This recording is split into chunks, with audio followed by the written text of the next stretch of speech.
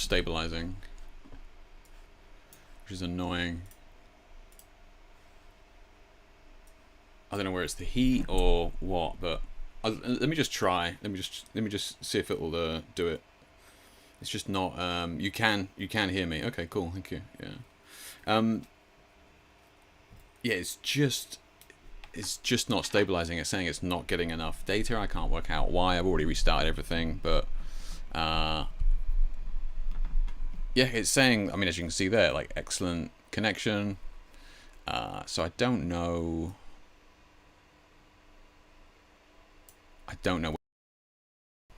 Whether it'll hang on, but we'll see. We'll see. As you can see, like you can see how slow my mouse is moving, right? So if it cuts out in a second, then I might just have to 2 frames a second. Yeah, I don't know what it is. I don't know why it's like that, Vlad. Yeah, sorry guys. I don't know why. I literally when it crashed the first time, and yeah, even I can see the stream is moving in like 2 frames. So yeah, I might have to cut it out. Unless I can just try and do it on Facebook, just to go through the images and that sort of thing. Yeah.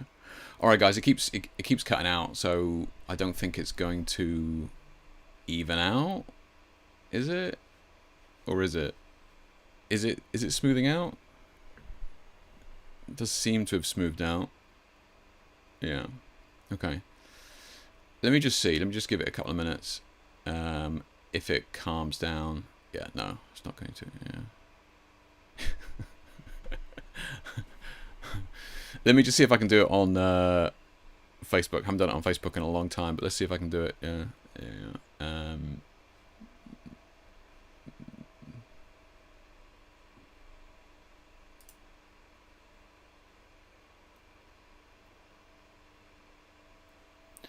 Yeah.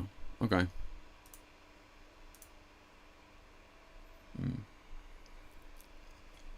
Is it still okay? I mean, it's saying it's not okay. So it's saying I don't even know if the stream's still live. Is it? Doesn't say. We'll see. I don't know what it could be. Like it's been fine before. Is anything on your network downloading something or watching something? Shouldn't be. Shouldn't be. Like my wife's upstairs with a client, so she should be. Yeah, I mean she's not on the internet. I don't think.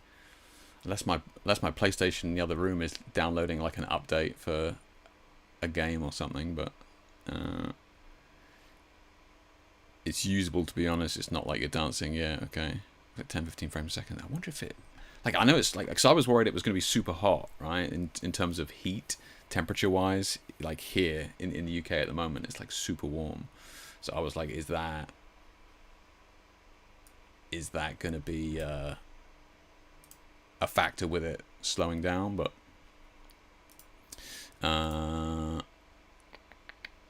that's annoying though, right? No idea why. I mean, could it be OBS? Like, I doubt it. I doubt it. I mean, it's OBS is saying that it's getting. Yeah, OBS is saying that it's working fine. So yeah. I know, Joe. Hey, it's no. I mean, I don't. But like, Destiny 2 could be getting an update, Jamie. You just don't know. Guys, if you're just tuning in, I do apologize. The stream is pretty scuffed. I'm just gonna bear with it. It does seem to be calming down, but yeah, that's why it cut out, because it's saying it's not receiving enough data. Some of you guys in chat are saying that it's usable. So look, if you think it is unusable, just let me know. I will cancel it, and we'll try and do it again another day. But it does seem to be smoothing out, but we'll see. But anyway, yeah, thanks Jamie, Vlad, how you doing? Steve, how you doing, mate? Anders, how you doing? Thanks for tuning in. And Kai, yeah, I know Guy, yeah. Nikon shooters, man, we get all the beatings, yeah. But yeah, let's see. Yeah, Norm, how you doing? Let's see.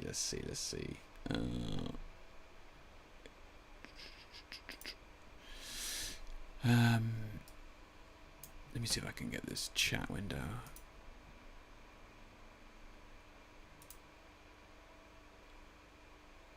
I haven't even got Photoshop open. I've literally closed everything. I don't know why.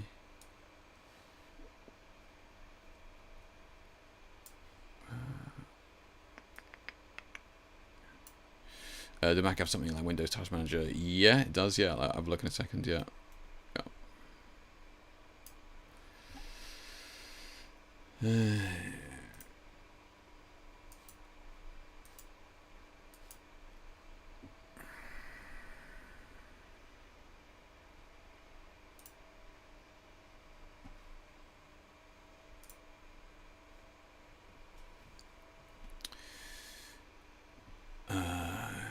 Did that open somewhere? Look, even the activity monitor's taking ages to open. It should be. Yeah, I don't know, man. Yeah.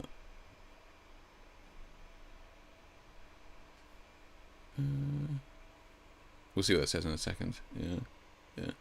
It is definitely grinding though, right? I mean, that is.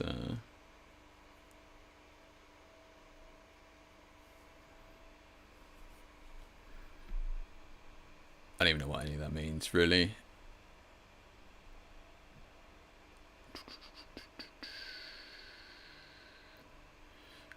What OBS is using 300%.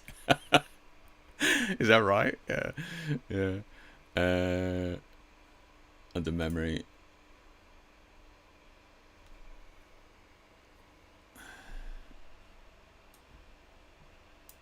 I mean,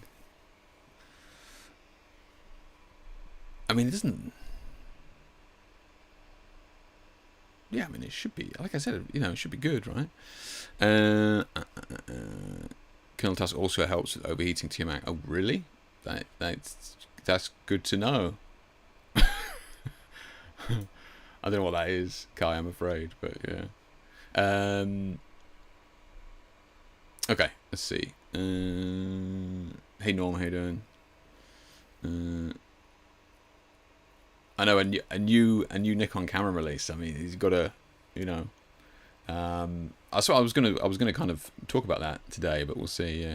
Yeah. Speaking of a Mac user not using OBS, it looks like ordinary to me. Yeah. Yeah, right, Kai. That's what I mean. It looks kind of like nothing. Nothing's crazy here.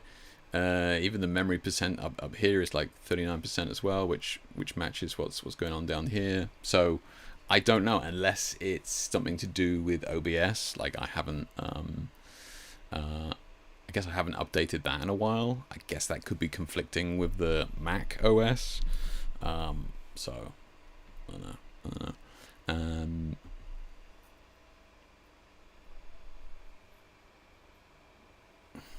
I agree, Vlad. Yeah, I agree. Like nothing there was like it's crazy. I mean, I've seen it far worse than this. I can assure you. Yeah. So if your kernel task goes into multiple 100% of the time to have a service to worry about heat. Okay. Where are you seeing that kernel task then? Is it right there in front of me? Did I not see it?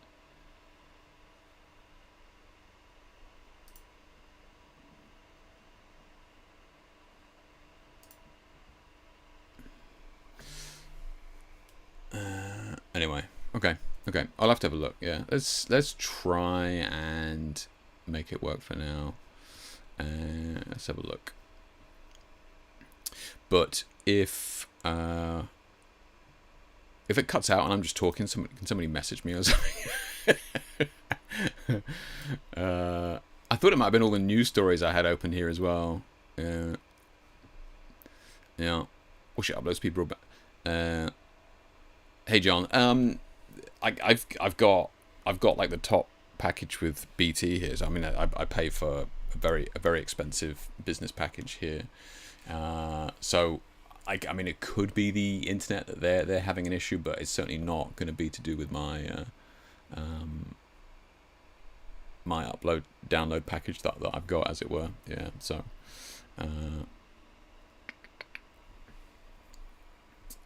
it shows up always on your CPU. First when you opened it, it was 130%-ish, which is a little high, but not bad spikes. Okay. So this thing here, the CPU usage here.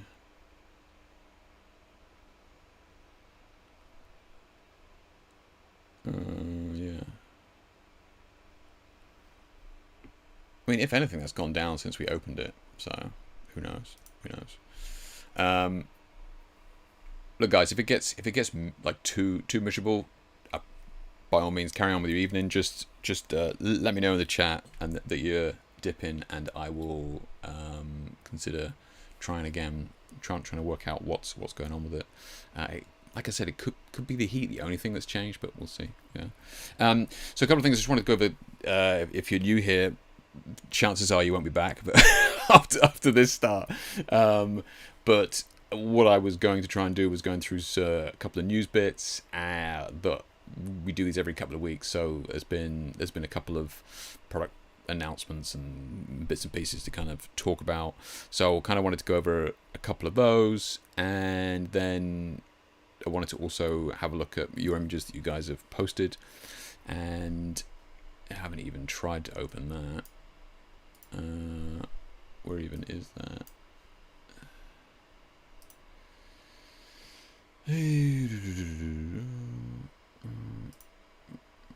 Where is the Facebook page?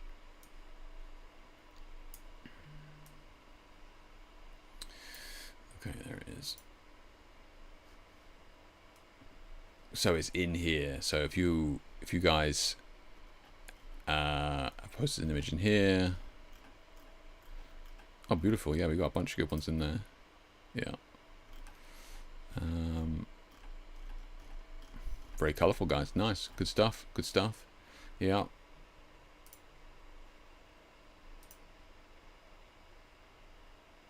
Yeah, no worries, Vlad. Yeah, no worries, man. Yeah, I'll check. I'll go through the news, then I'll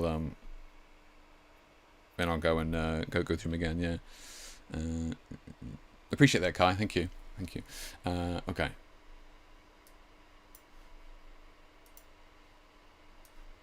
Okay, so Andre says I'm in California and the video seems to be fine for me at this time. Jake, it looks sound good. Thank you, Andre. Okay, cool. Like I said, maybe it's kind of stabilized. I don't know what's going on. I will definitely try and look into it. But yeah, we will crack on. Let me know if it gets unbearable though.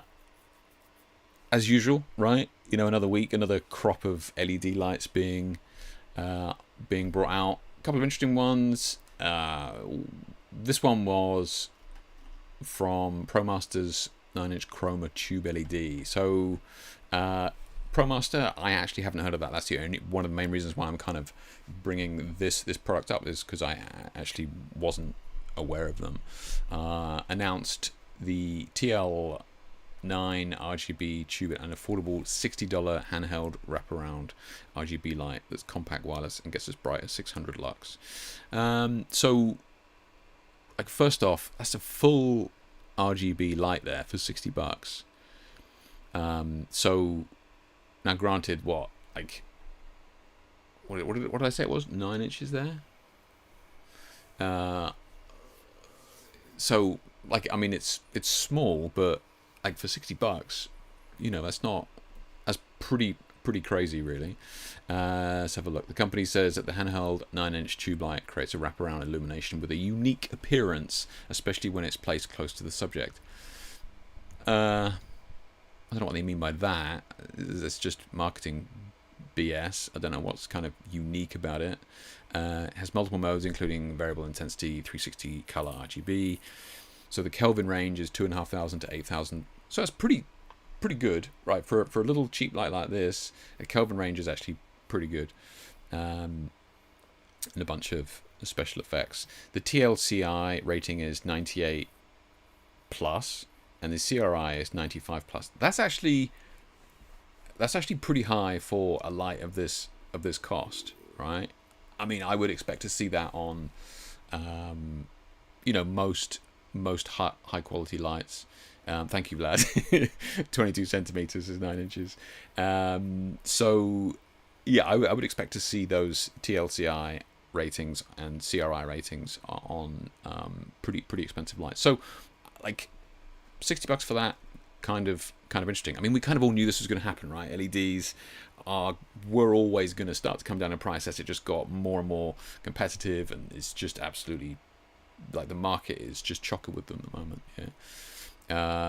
What's unique seems like a little $20 lamp from off Express. Look, I agree with you that I'm not sure. Like I said, it's marketing BS. Yeah, it looks like a Pavo Tube 60 at a lower price. Kai, do you know how much the Pavo Tube is for that sort of size? Like how much are we talking for a Pavo Tube? I don't actually know off the top of my head, but look, I think it's it's good for us as consumers, right? Like the more of these lights that come out, the more kind of competitive it's going to get pricing wise. I mean, they haven't actually done anything with it other than just use it for long exposure. That's cool. It's fun. A little bit like light painting, but yeah, $60 for that. Those sorts of details, actually pretty impressive. Obviously, haven't tried it, but yeah, pretty impressive. So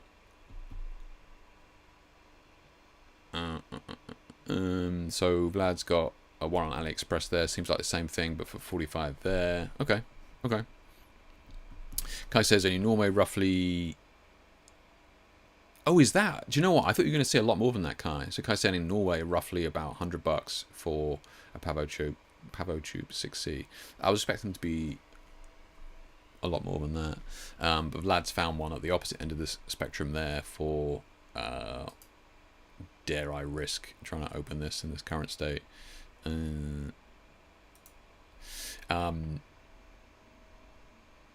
For $45, I think he said.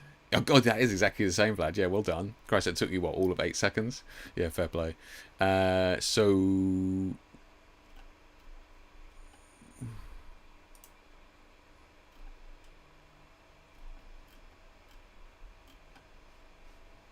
can I just want to is it? I doubt it's going to give you the.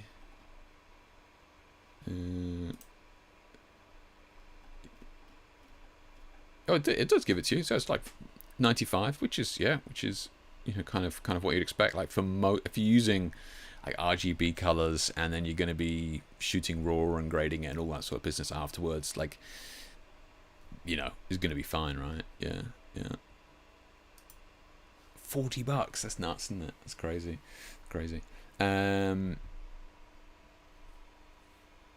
Thank you, Steve. 95 quid. Yeah. That's actually more than I thought. And that's the same size, is it? And this one seems way shorter, but it's $20. Is it any shorter? Nurgis. Hey from Lithuania, thanks for joining. The stream is a little bit scuffed at the moment. I apologize if it's dropping frames. If it gets too miserable, then just let me know. So on the opposite end of the scale, again, with the same sort of theme with regards to the tubes, LED tubes and that sort of thing, we've got Aperture's new InfiniBar lights, are colourful, powerful, and built for pros. So, okay. Again, you be careful with the marketing here. So Aperture has announced the refresh of the InfiniBar product family with the addition of the new 4-light kits and accessories, adding even more functionality to the lineup. So the company announced the launch of these 2 new lights for the InfiniBar system, including a $2,500 PB6 and the $2,800 PB12. Both 4-light kits. They consist of 4 high pixel density linear light bars in 2 or 4 foot lengths, along with an expanded line of accessories intended to let creatives build practically any sort of combination of light builds they can think of. So this is the opposite end, right? We're going way up there in price now, and kind of interesting pricing model here. And I wonder if they're just trying to be clever with it, because like these ones here, right? These ones, so this is the 2,600, right? And this is a 4-light kit of 60 centimeters, right? And you can kind of see them there. Or for essentially another couple $100, which at this end of the scale is nothing. You get 4 lights at 120 centimeters, so twice the length. So, like, I've kind of gone through some of these features and what's included and that sort of thing here, but it literally does seem that the only difference between these 2 packs is that the PB12 is twice the length. Like all of them are twice the length for those 200. So is it just marketing? Because immediately when I went on there, it's like, what? You can get basically twice the amount of light for another $200. That's brilliant. I immediately fell for it. Because that's a lot of money for those. So for 120 tubes, a lot of money. Also, I have Ulanzi light stand, tripods, and mounting stuff. The quality is super good. Oh, really? Yeah. Okay. The Pavo tube's got a magenta color tint, so not like they're perfect. Have you found that, Kai? Really? Do they have? Because I did notice. Was it in this one? Was it in these ones that they had the ability to? I can't remember. I've seen too many LED lights recently, but I think in one of these they have a magenta tint adjustment. So most of them do now. So I would presume the Pavo tubes do, right? For the Kelvin ones, yeah. If you get it at Trade Show, likely, and it's 10-inch. Okay. And that's the Pavo. Okay, so Steve's saying there, if you're getting it like from them, basically direct from them at a trade show, so you're not paying supplier fees and all that sort of stuff, you can get it for 80 quid. This is the Pavo, and it's 10 inches, a little bit longer. So, okay, yeah. And look, those Pavo tubes are really good quality. Yeah. So I've been told. I haven't actually used them myself. Yeah. One thing I recommend if anyone is looking into RGB tubes is stick with one brand across all your kit. Help with the color cast, and more importantly, you won't need 10 different apps. I was hoping you were going to mention that, Vlad. Yeah, exactly. Yeah. I've personally had terrible experiences with almost all the LED apps that I've ever used, so I don't tend to use them. But Vlad is absolutely right. What he's saying there is, don't get like, oh, I get some nice Pavo tubes, and then I get some of these Pro Masters, and then a couple of apertures. And he's right. So now if you got a complex set, 5, 6, 8 lights, something like that, now you need all these apps open at the same time. So yeah, it's a good point. And he mentions the color cast there as well. Like, color casts are for the most part fine because you can correct them out. The issue that we have with color casts really is when you have multiple lights with varying color casts. So now it becomes extremely difficult to manage them. Yeah. So that's good. That's good advice, Vlad. Yeah. And Kai says, yeah, easy to fix with the magenta. That's good. Yeah, these lights have CMX, which has a licensing cost, so that there could be a lot of actual costs, and the physical LEDs relatively cheap. I would agree, Steve. Yeah, I think there's a bunch of that, and you may find that a lot of patents and that sort of thing kind of expire as time goes on. I remember when I was sponsored by Bowens years ago, and they had grids for the softbox, like the egg crates, right? And like the grids for the Bowens softboxes were like extortionate, and you could pick them up from eBay or whatever for like a tenth of the cost. And I was saying to them, I was like, guys, what you're charging for these grids is a joke. And he's like, but sadly, we don't really have a choice. Like, we have to pay, because we're playing by the book, as it were. We're playing by the rules. We have to pay the kind of the licensing cost to use the patent or whatever it is for egg crates, right? Or grids on softboxes. So, like a lot of these kind of bigger companies playing by the rules, like Steve points out here, that like there is a lot of additional cost that goes into patents and licensing and that sort of thing over and above the actual products. Yeah. So as it is a good point, Steve. Yeah. That says, do you know how do they do the adjustment? The Kelvin LED doesn't have the capability to compensate for that, so I guess that they use RGB LED to compensate. Be curious as how. So you're talking about like the tints, right? You're talking about how the tints work on these, like the tints as in magenta green, Vlad. Yeah, I agree with you to maintain consistency. I haven't done it though. I just wind up flipping from app to app. Yeah, right. Yeah, and I'm even worse than you, Stunner. So I actually I don't even bother anymore. I just literally go around the set and adjust them manually. Yeah, It was a pain in the ass to shoot the other day, and it was a pain in the ass with one of the lights was kind of housed in this huge kind of I don't know, like skirt fucking like dome thing that was suspended above the model.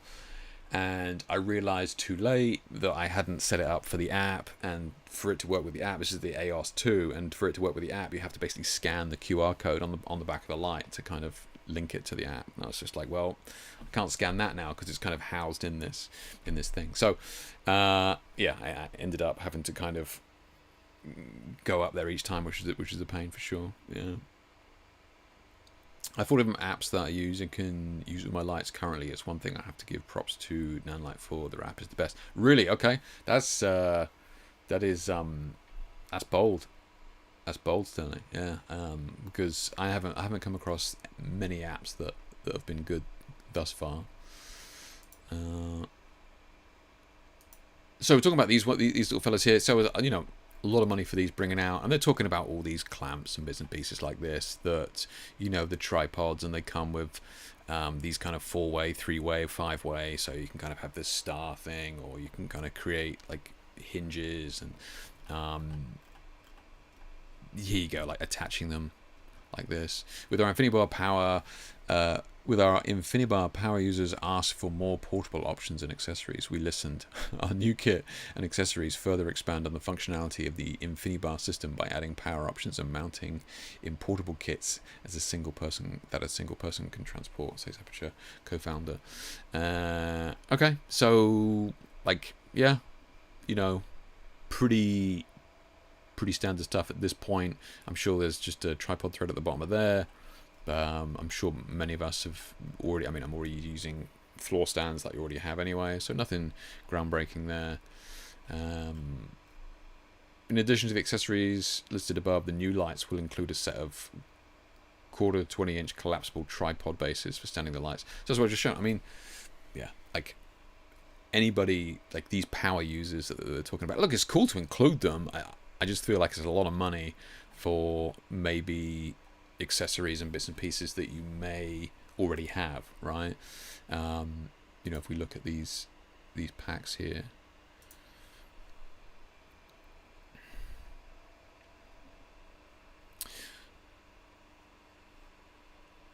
there's actually, so it doesn't come with the, I don't know what pieces it actually comes with.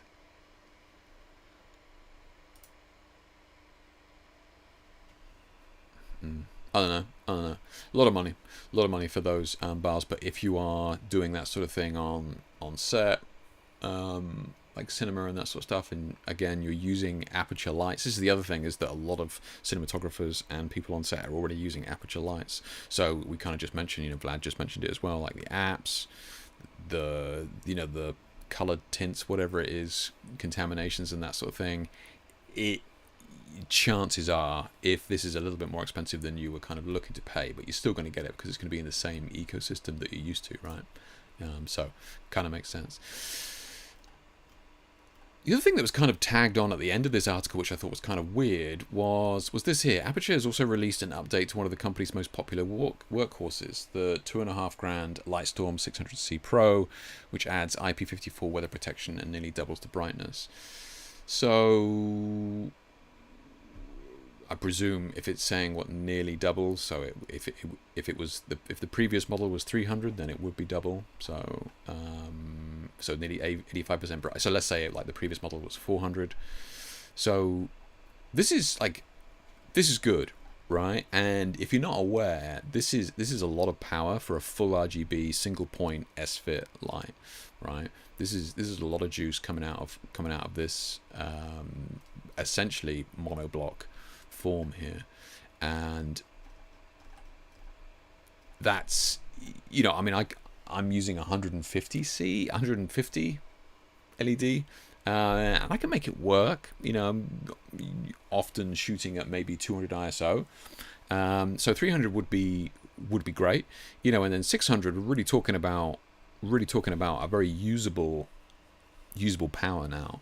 So, you know, we're starting to see more of these sort of more powerful LED single point lights coming out in the full RGB, because you can get them, but they're usually massive. Just a nothing but a heat sink and a massive LED at the end. So yeah, this is kind of interesting, and it's also the weather resistant thing. We're starting to see more and more of that. It's just commonplace now, right? But yeah, it's interesting that they kind of announced this at the end of the article. I actually thought that was kind of more interesting than the Infinity bars. But yeah, that's a lot of money for that light, but it does mean that we are starting to see more power coming out of these smaller units. I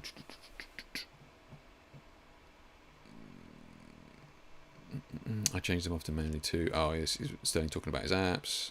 Like the haircut, by the way. Oh, I forgot. I just had a shower. Yeah, I've got my hair on. Thank you. Yeah, it's too short. I can't put it behind my ears. It's a pain in the ass. But thank you, Sterling. Yeah. Kelvin LED. I meant CCT. Okay. Yeah. I've not been able to sync my AOS with the app. Neo is fine, and all Rotolight say is to update the firmware. It's the current firmware. So I mean, I can sync it via the. I don't know. Well, if you're doing it with the Neo, it sounds like you know how to do it. But yeah, I mean, I have to go into the thing each time to actually bring up the QR code and then scan the QR code, and it kind of it syncs. But I mean, I have to do that each and every time. I think as well, if the phone goes to sleep, I have to do it again. I could be wrong, but yeah, it's just it's just more faff really for me. I just want to use the damn thing and move on. It's different though. If I was outside and the light was up high on a ladder and all that sort of stuff, I'd definitely make the effort to sync it to the app and make sure my phone doesn't go to sleep and all that sort of stuff. But yeah, for the moment, I'm just being lazy with it. But that is kind of annoying that you cannot get your AOS to sync to the app full stop, especially when the Neo is working. Kind of weird. Yeah. That trapper legs are cool because they can put them on the floor, but honestly, 3D printed and $5 plastic with aluminium extrusion power drill. I mean, you can do that, Vlad. Yeah. I mean, absolutely. Yeah, if you've got the time and resources to do that, and then absolutely do that. I think as well, I was kind of thinking for people who are spending that sort of money, you've likely got a lot of that gear already, right? And it's unlikely that's your starter pack. I could be wrong, but yeah, like you're right. If you can make the 3D printed ones, the LEDs are super lightweight, so you're not really putting a huge amount of pressure on the 3D plastic or anything like that. So I'm sure it would work. But yeah, I mean, I got tons and tons of all this kit here. But again, they're bringing out a kit. If you're already in the aperture universe, which I would presume a lot of cinematographers already are here with with this, then kind of makes sense to have that kit as an option. Yeah. More than willing to sacrifice myself and let somebody buy me an Infinity bar. Yeah. That's it. Yeah, I mean to test out, right? Okay. I mean you gotta test it. Yeah. But as I heard, updating IP rating and was like, what the fuck? You can't update through software. I heard update an IP rating. Do you mean the IP rating for the water tightness of the light? I would love it if any brand made a hardware controller for their. I know, Vlad. I was thinking that, right? Gone are the days where you actually had a trigger that you would have on the camera. Now, granted, I mean, you don't need it to actually be on the hot shoe, but you could just use a cold shoe, whatever you wanted. But I agree with you, Vlad. Yeah, some way to actually have like an external piece of hardware that kind of worked all the time with lights. I would absolutely buy. Right? When you were like younger and like I don't know, like you lost the remote control for the TV, you could go and buy those kind of universal remotes, right? And they were just like these chunky, like weird kind of pads with just tons of random buttons on them, and they were universal remotes that just worked kind of all the TV and recorder and that sort of stuff. Like, where's one of those? That's what we need. So we need like this universal remote that just works with a bunch of different lights, because I'm pretty sure, I mean, I would absolutely get one. Yeah, I'm pretty sure a bunch of other people are kind of, it's not just us that can't use apps. It is the fact that they're just not consistently working with apps for whatever reason. Yeah. Wireless TMX is likely more stable than Bluetooth. Yeah, it's true. Yeah, it seems like the way it goes. I forget the protocol is actually called. Yeah, and I've been on sets where it's all kind of going over to like a desk, like a lighting desk, and yeah, I mean that is rock solid. If you're on a major set and that sort of stuff, then you're right, that functionality is there. But for just kind of quickly setting up lights and that sort of thing, it would be cool to have something like that. In fairness, about someone can just a few more hacking skills, the move be able to put one that will work for most lights. It seems to be that, from my really basic rudimentary understanding of the apps, from what I've heard from people who try to make these apps, is that they have the functionality and the ability to do it. It's just that they are fighting against a lot of security protocols to be sending information in and out. So Vlad, I think you're right. I don't think that it is particularly complex. I think that the issue is the apps that they fight with regards to like speaking to things, and then like your phone, like your Apple phone or whatever, is like always receiving data. Like we don't know what that data is. So I think there is a lot of kind of conflicting issues that these app developers do struggle with, which makes me think that it could well be fairly easy. Is a bit strong, but yeah, it's certainly possible to make an external item, that would be able to do it. Okay, it's not the app, it's the fact that I don't want to pull out my phone, get distracted by notifications, stumble through 10 different apps, all of this. Yeah, I mean, like, part of me was actually going to think about getting like a hot shoe mount for my phone, like even an old phone, right? I was thinking, can I just get like one of my old phones and then just have that attached to the hot shoe? But yeah, then you've got this massive thing on top of your bloody... Yeah, I agree, Vlad. I'm not over the moon with the functionality of them at the moment. I think they sound good on paper. I think in reality, when you're on set, I don't use them. That's the reality of it. I just don't, because then I say dropped out. I've got to go sync it, and then so which light was it again? I need to rename it. It's just, I could have just walked over there and just turned it right, and that's the truth of it. Profoto, Fresnel, Small Promises, Nostalgic Cinematic Portrait Light. So what's this all about? So this is a Fresnel modifier that would go on the front of the Profoto heads, right? So I'm not really sure why this was in the news, because this Fresnel thing has been around for a very long time. It was used in 50s, 60s, 40s even, these Fresnel heads. So it was kind of interesting where they're going with this, and even like the title of this, nostalgic, cinematic, right? Trying to hit the buzzwords for it. But Profoto has announced the Fresnel Small, a light modifier that promises to create a precise beam of light. The new modifier works alongside a wide variety of Profoto lights. The light modifier has a 200mm 7.9-inch Fresnel lens, promising a crisp, clean beam for selective lighting or sunlight effects. Profoto says the Fresnel Small is compatible with both flat and protruded flash heads. So, look, long-time followers of my articles and streams and that sort of stuff know that I have been quite public about my concerns with the Profoto submerged flash tubes as opposed to lights like my old Bowens here, or the Godox, or the Einsteins, whatever they are, with exposed tubes. Broncolor, like a lot of the other flash manufacturers, make exposed tubes, or as they refer to it here, as protruded flash heads.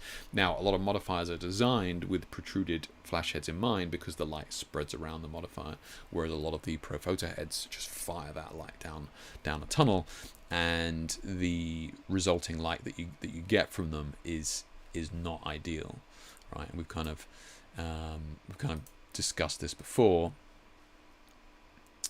And this is, where is it? So this image here is, it's like a $3,000 setup here. We got your Profoto head with a Profoto beauty dish, and then this just unbelievably ugly light. And that's because the Profoto heads fire their light down that tube as opposed to spreading it around, right? So that's kind of something that they've come under more and more flack with in recent years, as more and more people kind of realize it and start to do side by sides and that sort of thing. And now they're kind of being quite vocal and quite open about going, look, it's compatible with both the flat and protruded flash heads, even though they don't really make many of the protruded flash heads apart from the extremely expensive studio, blocks.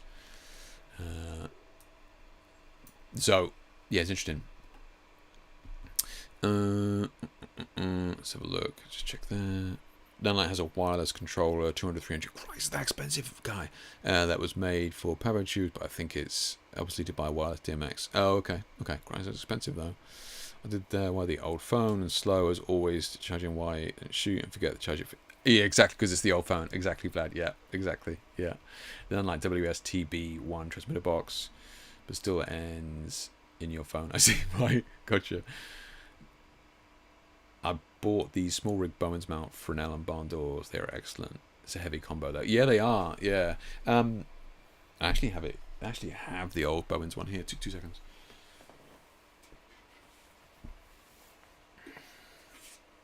I just put the.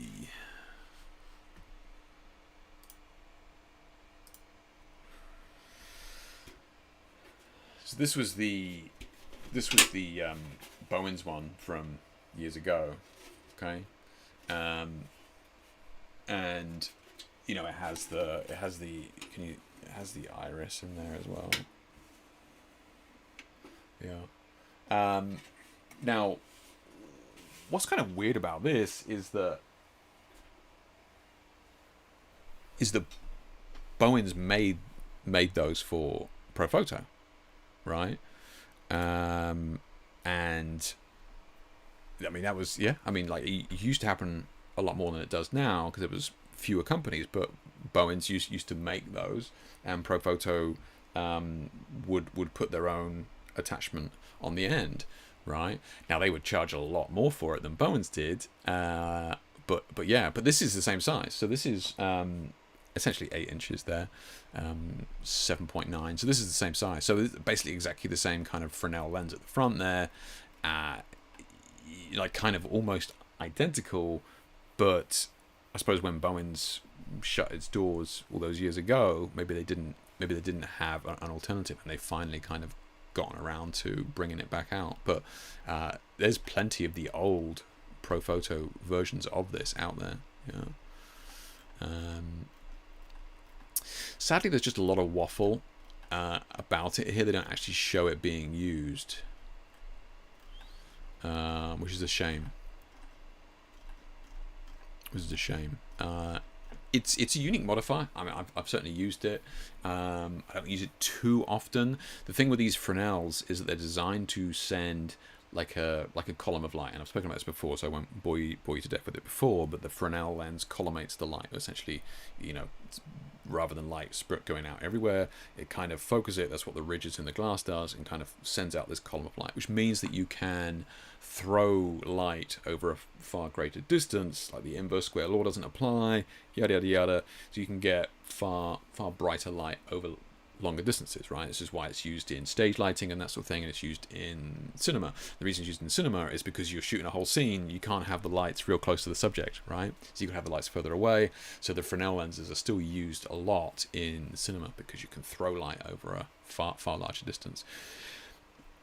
So when you're using it with photography, you do need, in my opinion, you do need a bunch of space, right? Especially when you've got the smaller 8-inch glass like I've got there. You need to put that way back because it doesn't spread like another light would. So you got to put this Fresnel a long way away from the subject to get a decent sized spotlight on the subject. Now, if you can do that and you've got the space to do it, it is a beautiful, very, very clean and crisp light that a lot of people swear by. And this is the reason why that modifier is still used on film sets today, right?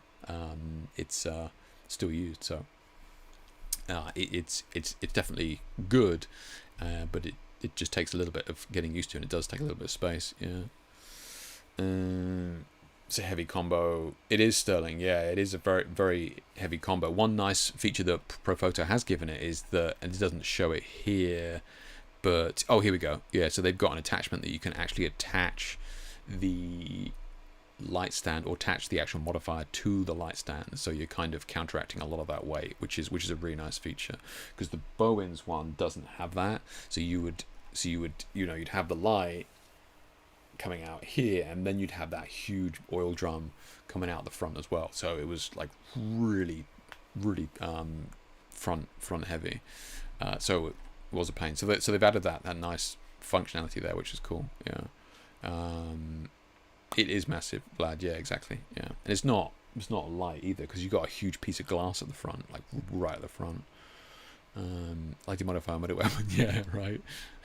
But look, I mean, interesting that they're bringing this stuff out and playing with it and kind of updating some of the older modifiers. I'm sure there's a bunch of newer shooters, younger shooters who kind of haven't used this before, and this is kind of new to them. I don't know whether they give a price here. Let's have a look.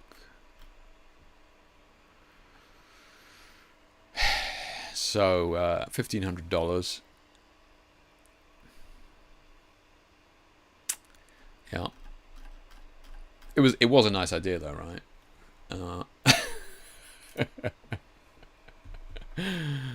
There it is. Yeah.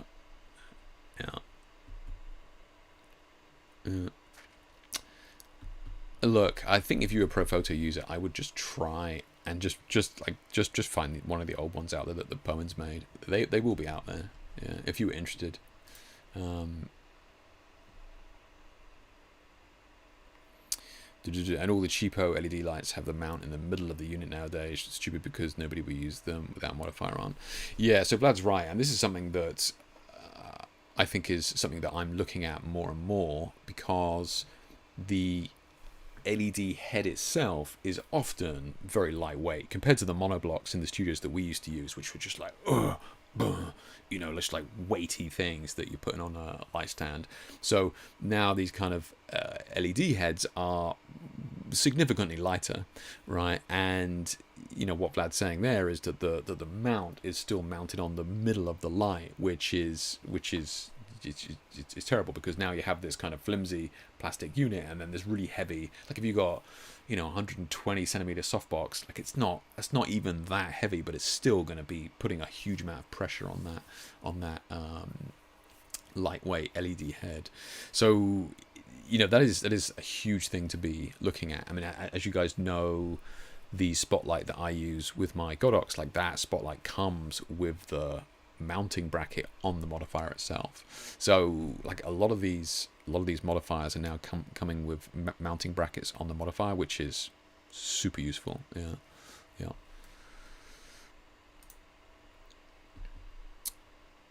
So this was interesting, right? This is interesting, and this was literally announced real recent one, June 25th there. So maybe it was announced today, or certainly the last couple of days. Nanlite has announced the new Nanlite FS300C, $550. This RGBW LED spot puts out an impressive amount of light, even in daylight mode. The company says at 5,500 Kelvin, its output exceeds comparable 300 watt lights on the market by over 90%. Okay, so those of you that don't know, a lot of how LEDs work with the bicolor, which is like the Kelvin color light. So we're talking about 5,600 Kelvin here. So what they're doing is, when an LED light has a range from like 2,000 Kelvin up to, let's say, 8,000 Kelvin, which is not huge, but still, right? As we know, like one of those is very warm, right? So very warm down at the 2,000 and very cold blue up at the 8,000, right? So to do that, these LED lights can't use all of their LED lights, right? As in, because LEDs aren't mixing color on the fly, they literally have different colored LEDs that come on. So when you're shooting at 2000 Kelvin, you're only using like half the LEDs, right? Only half the LEDs are on, i.e. the warm ones, and then vice versa at the top end at 8000 you're only using it. So what they're kind of saying here is that they've got it so that their 5,500 Kelvin is basically using all their LED lights, which is what makes it brighter than all the other ones there, which is interesting. So let's carry on here a minute. It also offers the full complement of RGB features and HSI mode, offering up to 36,000 different colors. The all-in-one design means no external controller. All your controls are right on the back of the light itself. Okay. Was it somebody in chat here was saying that the Nanlite app is actually really good as well? Yeah. Am I the only dumbass who thought Watts means power, so all the 300 watt LEDs would go out at the same amount of light? Yeah, it's not. Yeah, and this is where it. Yeah, no, this is where it kind of gets confusing, because you can have a 300 watt light and then it's an RGB light as well, right? So you think, okay, cool, I'm gonna get that amount of light. You're not. If you're shooting like the red color, you're getting nowhere near the same amount of power as if you were shooting the yellow color, right? So it's not this consistent power across the board, and this is why it's kind of good to see how bright your LED is at different ranges, and like in terms of, you know, warm and cold, because you can actually get more power out of it if you are willing to kind of shoot at certain kelvins, right?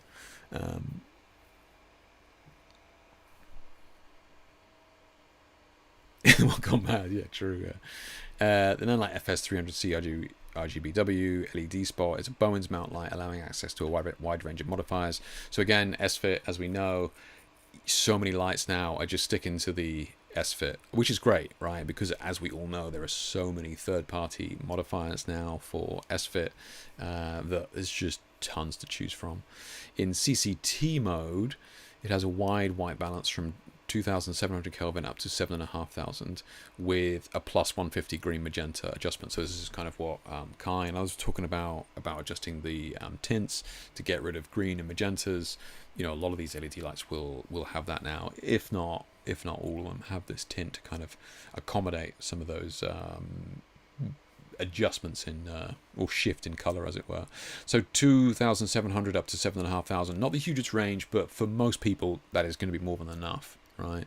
It also said 36,000 colors up here, right? If I remember rightly, yeah, 36,000 different colors. So again, that's a lot of colors. I mean, you know, you look at something like the Rotalights. I mean, we're coming in at 16 million colors with all the saturation values and all that sort of stuff. So, you know, on paper, right? On paper, 16 million is obviously a lot more than 36,000, but the reality is that, you know, 36,000 is still a lot of colors, right? And the CRI of 95 and the TLCI of 94. So not fantastic, right? Not fantastic, but still, again, like we discussed, still, you know, pretty good. I mean, this is probably like the kind of baseline. You know, we were looking at some no-name brand over here, really, and they had like 98 and 95, right? So, you know, this is Nanlite. They certainly know what they're doing, but, you know, like the cost of this is really impressive, right? It's really impressive. So let's carry on here a second. For those recording audio with the lights on, the Nanlite such and such has 4 fan modes. You've got smart, full speed, low speed, and off. So if you're shooting video, right, with audio, you do have the option to turn the fan off. Now, I don't know whether there's an automatic cutoff in that. If it's just going to go, look, I'm going to melt onto the carpet here if we don't turn ourselves off. So whether there's an option for like an auto cutoff if it does get too hot, but it is cool that the feature is there. I do kind of like that. If you just need to shoot something and it's cool enough or whatever, and you don't want the fans on, like that's actually a kind of a nice little feature to have, as long as you don't wreck your light. It follows a similar design with the Nanlite FS300 bicolor LED spot, $240, right? So, you know, so that's bicolor, so no full RGB, but 240. With the addition of 150 and 200 watt models, Nanlite's low budget AC powered lights already looked pretty good. Now they've got the RGBW, right? So the Nanlite FS300C is available pre-order now for $550. So look, just to give you some idea, right? This is the equivalent. This is the light that I have, the Godox one that I have. I have the 150, right? And this is the equivalent of what we've just looked at there from Godox, right? $730. Nanlite has just come out with this.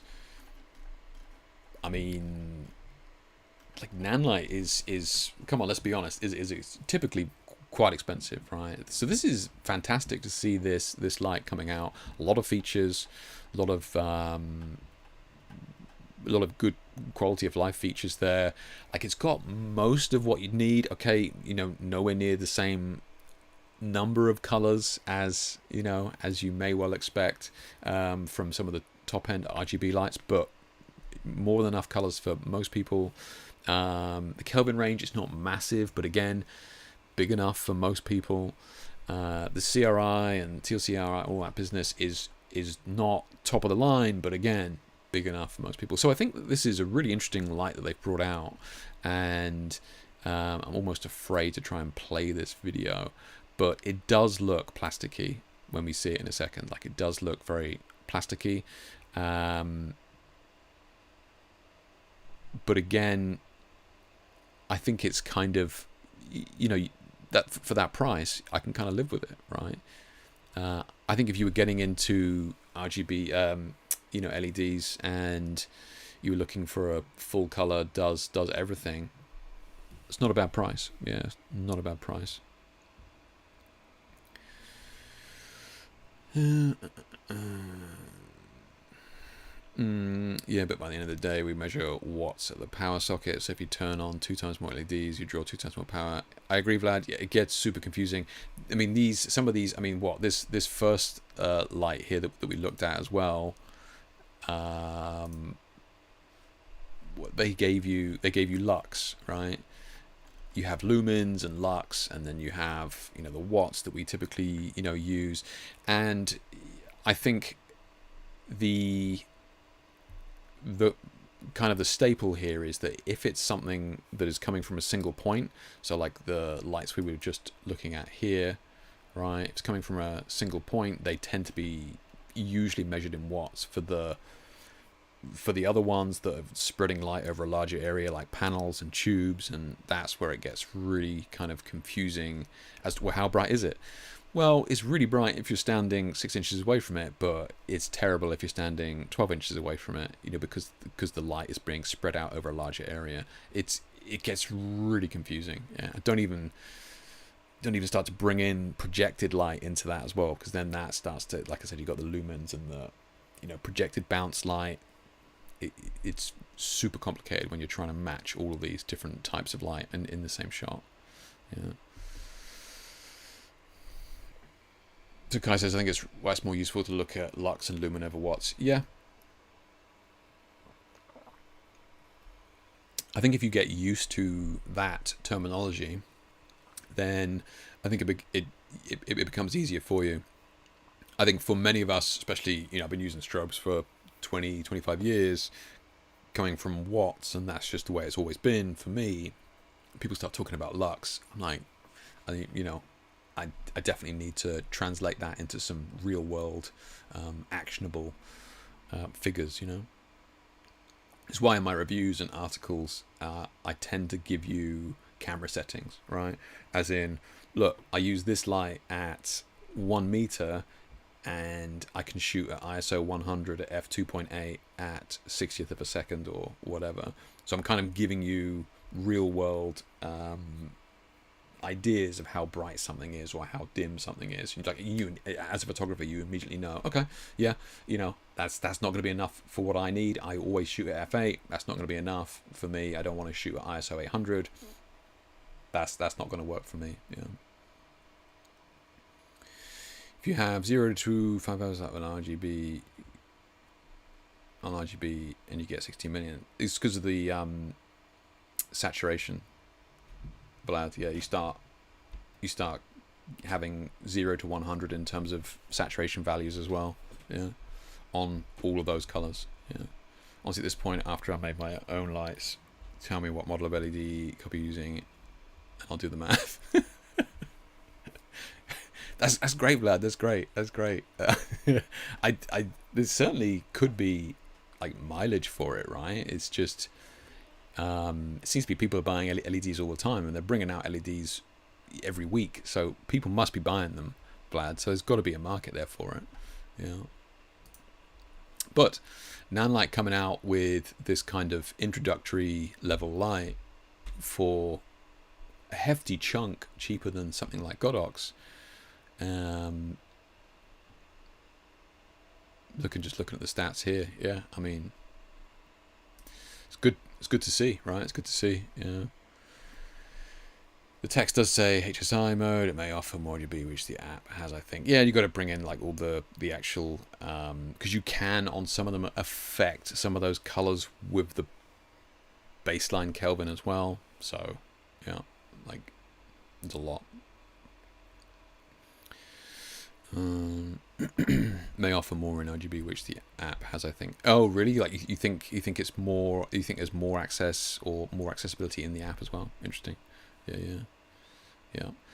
Look, I'll be honest with you. I think that there are huge ranges in all these LED lights, like reds, for example, right, which are really difficult to actually show any separation in. You can be, on whichever light you're on, you can be turning the dial, and you really can't see too much difference. Now, if you get into the transition ranges, where it goes to red to orange or blue to purples and the pinks and reds, every single increment you make, you can really start to see a difference. But when you start to get into some of those middle areas, like the rich colors like the reds, it becomes really difficult to see any variation at all. I mean, won't get into it again, but I think the saturation values on all of these lights are just kind of being slept on, really. I think everybody just uses 100 saturation like the whole time, and I think that I'd be amazed if we don't start to see more people cottoning on to the saturation values and just doing kind of more beautiful, softer pastel looks. But then maybe I've been saying that for years. It just seems like such an incredible feature to have that we've never had before with studio lighting. If you wanted a pastel color, you needed to buy a pastel gel. There was no like, I'll just give it a little bit less power or more power or whatever. You had to go out and buy a specific gel. So I think people griping over 36,000 colors or, I don't believe there's 16 million colors and all that shit. There's whatever you want to call it. There's certainly way more colors than there were colored gels, which is nuts. Yeah, it's just so much flexibility with it, almost too much, really. You can kind of be, I fall foul to just going, well, I know this color combination works. I'll just stick with that, right? Whereas really, I should be kind of doing more with it, for sure. So obviously all my Nikon shooters out there just absolutely over the moon at this brand new announcement. Z6 III targets the enthusiast and pros with high-end features and versatility. So first of all, is there anybody here who's kind of interested in this? Like, is this camera for anybody? I mean, I think it's only Vlad and me that still shoot Nikon anyway. So maybe I'm just talking to Vlad. But is this middle camera of importance to anybody here? Like, is it something that you were kind of interested in? And I say it is a middle camera. Like, it's not a pocket, X100 street camera, and it's not a big boy, all the bells and whistles. Yeah, like, does this appeal to anybody? So I was just kind of curious as to who the market is for this. Versatility is a significant part of the Nikon Z6 III sales pitch. Nikon says the mid-range market, think Canon EOS R6 Mark II and the Sony A7 IV and the Fujifilm X-T5 is booming and comprises nearly 60% of all revenue in the interchangeable lens camera space, and an even greater percentage of cameras on a per unit basis. Okay, so what they're saying there is that these kind of middle-of-the-road cameras, they're saying, takes up 60% of all interchangeable lens cameras. Okay, so like from a business point of view, they've probably run the numbers and gone, look, we need to bring out a camera. How can we make the most money from a camera? Where's the most customers? Let's bring this out, right? So, okay, they've obviously got the data to back that up. I was kind of interested to see that. 60% of all revenue in the interchangeable lens camera space, and even greater percentage of cameras on a per unit basis. You know, that's a lot. That's way more than I thought. You know, while Nikon has invested significant resources into successful flagship Z9 and Z8 cameras, the company believes strongly in the importance of cameras that don't eclipse the $3,000 price. Let's have a look. So Sterling is shooting Canon. Vlad says, I shoot Nikon, I shoot AFT only, so I can't touch mirrors. Yeah, right. Same. I use Canon, only use Nikon in my film days. Yeah, I think a lot of people are like that, Andre, actually. I know a lot of people shot Nikon back in the day, and they just kind of fell right off. And that was their own fault. They just didn't bring the technology forward, right? Which is a real shame. Like, Canon absolutely swamped the market with the 5D Mark II back in the day, and it was just lights out for everybody else until Sony came along. Yeah, Steve's Canon. Plus, I'm down to banter for like 20 minutes on how they're marketing for this camera. Right? Yeah. Sterling says, I saw a retailer and said they expect to sell 30 R5s to each R1. Really, Sterling? Interesting stat. Okay, so I saw a retailer said they expect to sell 30 R5s to each R1. Bloody hell, that's nuts. Okay, truth is that most people don't need more than a mid-range. Yeah, that's true, Vlad. Yeah, that's true. Yeah, it's kind of interesting. I mean, I've kind of highlighted some bits in this article, but it's kind of interesting the way that Nikon is trying to position this, right? Because it's actually pretty easy to position your flagship camera, like your top end camera, because you just go, look, this is the best we offer at this is the best we offer at that, this does this is the best we do. Like, it's kind of easy to market that, right? Because you're just like going, it's the best. Here they're kind of playing this awkward game of, look, this is a mid-range camera. I just want, like we cannot express to you enough how mid-range this camera is, right?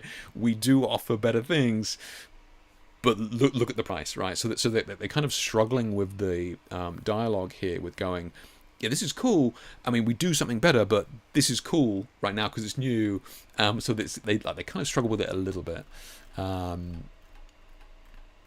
New 24.5 megapixel sensor. The new partially stacked CMOS sensor packing 24.5 megapixels of resolution drives much of the innovation across the board. The partially stacked sensor features multiple high-speed processing circuits stacked in layers above and below the photosensitive layer of the sensor. Now, Christ, I mean, if I can talk about nerd nonsense right there. So partially stacked. So some of you may have heard of stacked sensors, right? And look, it seems everybody just uses this term, like everybody just knows what it is.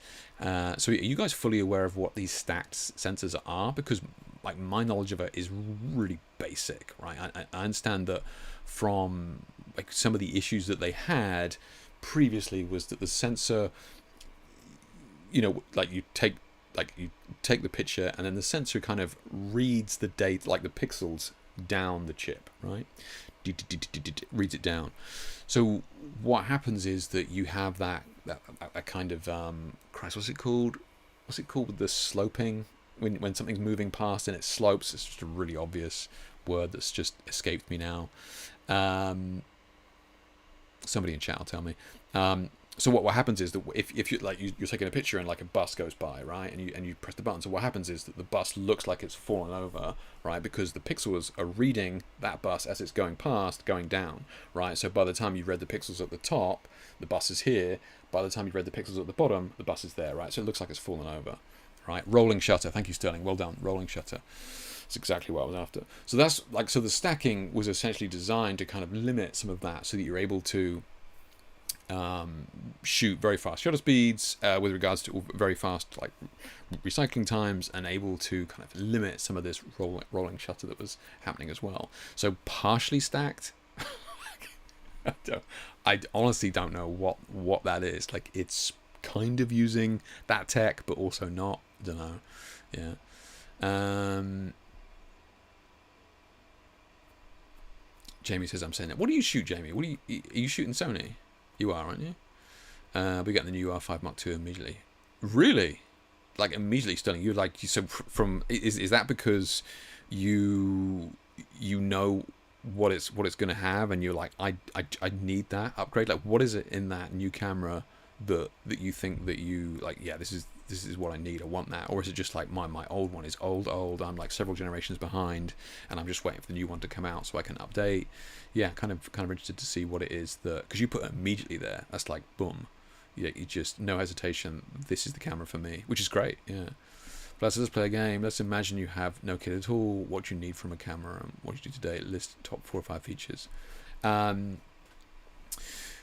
gonna need latitude of light, right? I'm gonna need a pretty wide latitude. That's what I've been using in a lot of my work to get the colors that I get, and it's like one of the reasons that makes me want to upgrade to something like a GFX is to have more exposure latitude, to be able to do, you know, push and pull the files even more than I do now with the colors, which would be impressive. So that's kind of like the core feature. But like most of the other stuff, like my D850 there, I have no idea what any of those menus and things do. I don't use any of them for the work that I do. It's not to say they're not useful. That's like Photoshop, right? I mean, we spend all this money on Photoshop, but we use like a small percentage of Photoshop for the work we do. Other people are using different things like 3D text and all that sort of nonsense, and there was video in there at one point, and there's loads of stuff in there, and we kind of use this small part of it, right? And that's the same, I think, for a lot of these cameras now, is that they have to kind of do so much for so many people. Like, you need to take 40 frames a second for, you know, nature and eye tracking and all this sort of stuff. It's so many features that I think are nice to have, like focus peaking. I would love that on, you know, on the through the viewfinder, like but they're nice to have, but I certainly don't need them. Yeah. Most of us don't print, so 20 megapixels is probably good enough. Yeah, I mean, you know, and I've said this before, but you know, years ago, I'm talking like early 2000s, the camera that we had was the Fuji FinePix S2, which was Fuji technology in a Nikon body using Nikon lenses back then. It's because, like I said, Nikon just did not have the tech. So Fuji were releasing their cameras in Nikon bodies and lenses. And it's one of the reasons why I still shoot Nikon today, because I had all the lenses, right? But that was a 6.5 megapixel camera, something like that. And we shot in like for magazines and album covers, and those album covers were then cropped in and then blown up on ad shells, which are like the large things you have on bus shelters and that sort of thing. We don't need those that megapixels. I want higher quality pixels. I don't want more pixels, right? And you notice that. You know, but shot with medium format the other day, and I think I was saying on Facebook, I was really surprised at how grainy medium format is compared to my memory and my illusion of it when I shot it before. It was heralded as this huge format with incredible quality, and in terms of actual quality and grain, and it's nuts, it's crazy, yeah. So yeah, like 20 megapixels is going to be fine for most people, yeah. Latest Sony Gen level eye autofocus minimum 30 megapixels acceptable noise down to 49 ISO 10 FPS. As a man who knows what he wants, I respect it. Yeah, I mean, like none of us get any younger as well, right? I think it was a shoot last week I was doing, and I was like, it was low light, and I was definitely going, Christ, man, this is. It was manual focus, and I was definitely struggling, focusing wise. So like, not getting any younger, our eyes not getting any better, and you know, those of us that kind of rely on autofocus, eye tracking, and that sort of thing, it just means that more shots are going to come out, right? It's just the nature of it. So, you know, the eye autofocus thing is certainly a great feature. Acceptable noise down to 4000 ISO. I never need that. Like, the highest I shoot is like 200, maybe 400 ISO, so it's not something that I need. And the 10 FPS, I don't need any of that. Yeah, I mean, if I'm shooting more than a handful of frames a second, then it's super rare. Yeah. It's been 4 years since the R5. Oh, okay, so you've had it for 4 years. Yeah. You bet it's going to have a bunch of new features. Yeah, I agree. Yeah. It's the first time that they've introduced the new camera this level without any megapixel increase, hoping ISO will be significantly better. Are you fine with that, Sterling? So less or like the same megapixels? So you got 45 as well. I mean, I think like my D850, I think it's 45. I think it's 45. Yeah. Are you fine with that, Sterling, or are you finding that you're like, do you know what? There's been a couple of times where I would have liked to have cropped in on a shot, and I didn't have the megapixels. Yeah. ISO would be so you. I mean, and again, you're finding you're shooting in like super low ISOs. Like, what are you shooting at? Like 2000? What are you shooting at? 4000? Yeah, Jamie followed up there saying I'm long-sighted, so I need the eye autofocus. I think a lot of people are the same. A lot of people are the same, Jamie. Yeah. And like I said, I'm certainly noticing it. Yeah.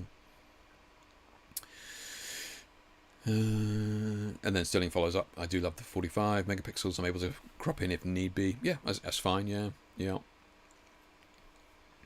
I just ordered an external monitor. I'll tell you how focusing Helios on it is.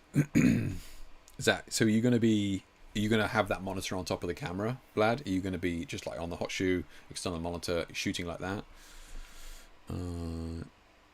I share studio shoots with you all, but what I do most of the time is event photos and often low light. Okay, so that drives my specs. Autofocus on my current Sony means I can worry about one less thing. Okay, guy, yeah, that makes sense. Yeah, events, that's the thing, right? Events, you just do not know. You do not know what you're walking into. So, yeah, the peace of mind, I totally get that. Yeah, the peace of mind to have more data in higher ISO, lower ISOs, whatever you want to call it, I think is, yeah, I totally get that. Yeah, and again, if your camera can also operate in super low light as well, that's amazing. Yeah. Kai says I sometimes shoot down to 10,000 ISO. Wow, holy shit, man! What a crazy world, man. That's nuts. That's just nuts. 10,000. Yeah, I mean, isn't that like night vision? Kind of like, I mean, what are we doing here? Isn't 45 megapixels still a rumored value? Nothing has been confirmed as far as I'm aware. Okay, we're talking about the new Canon.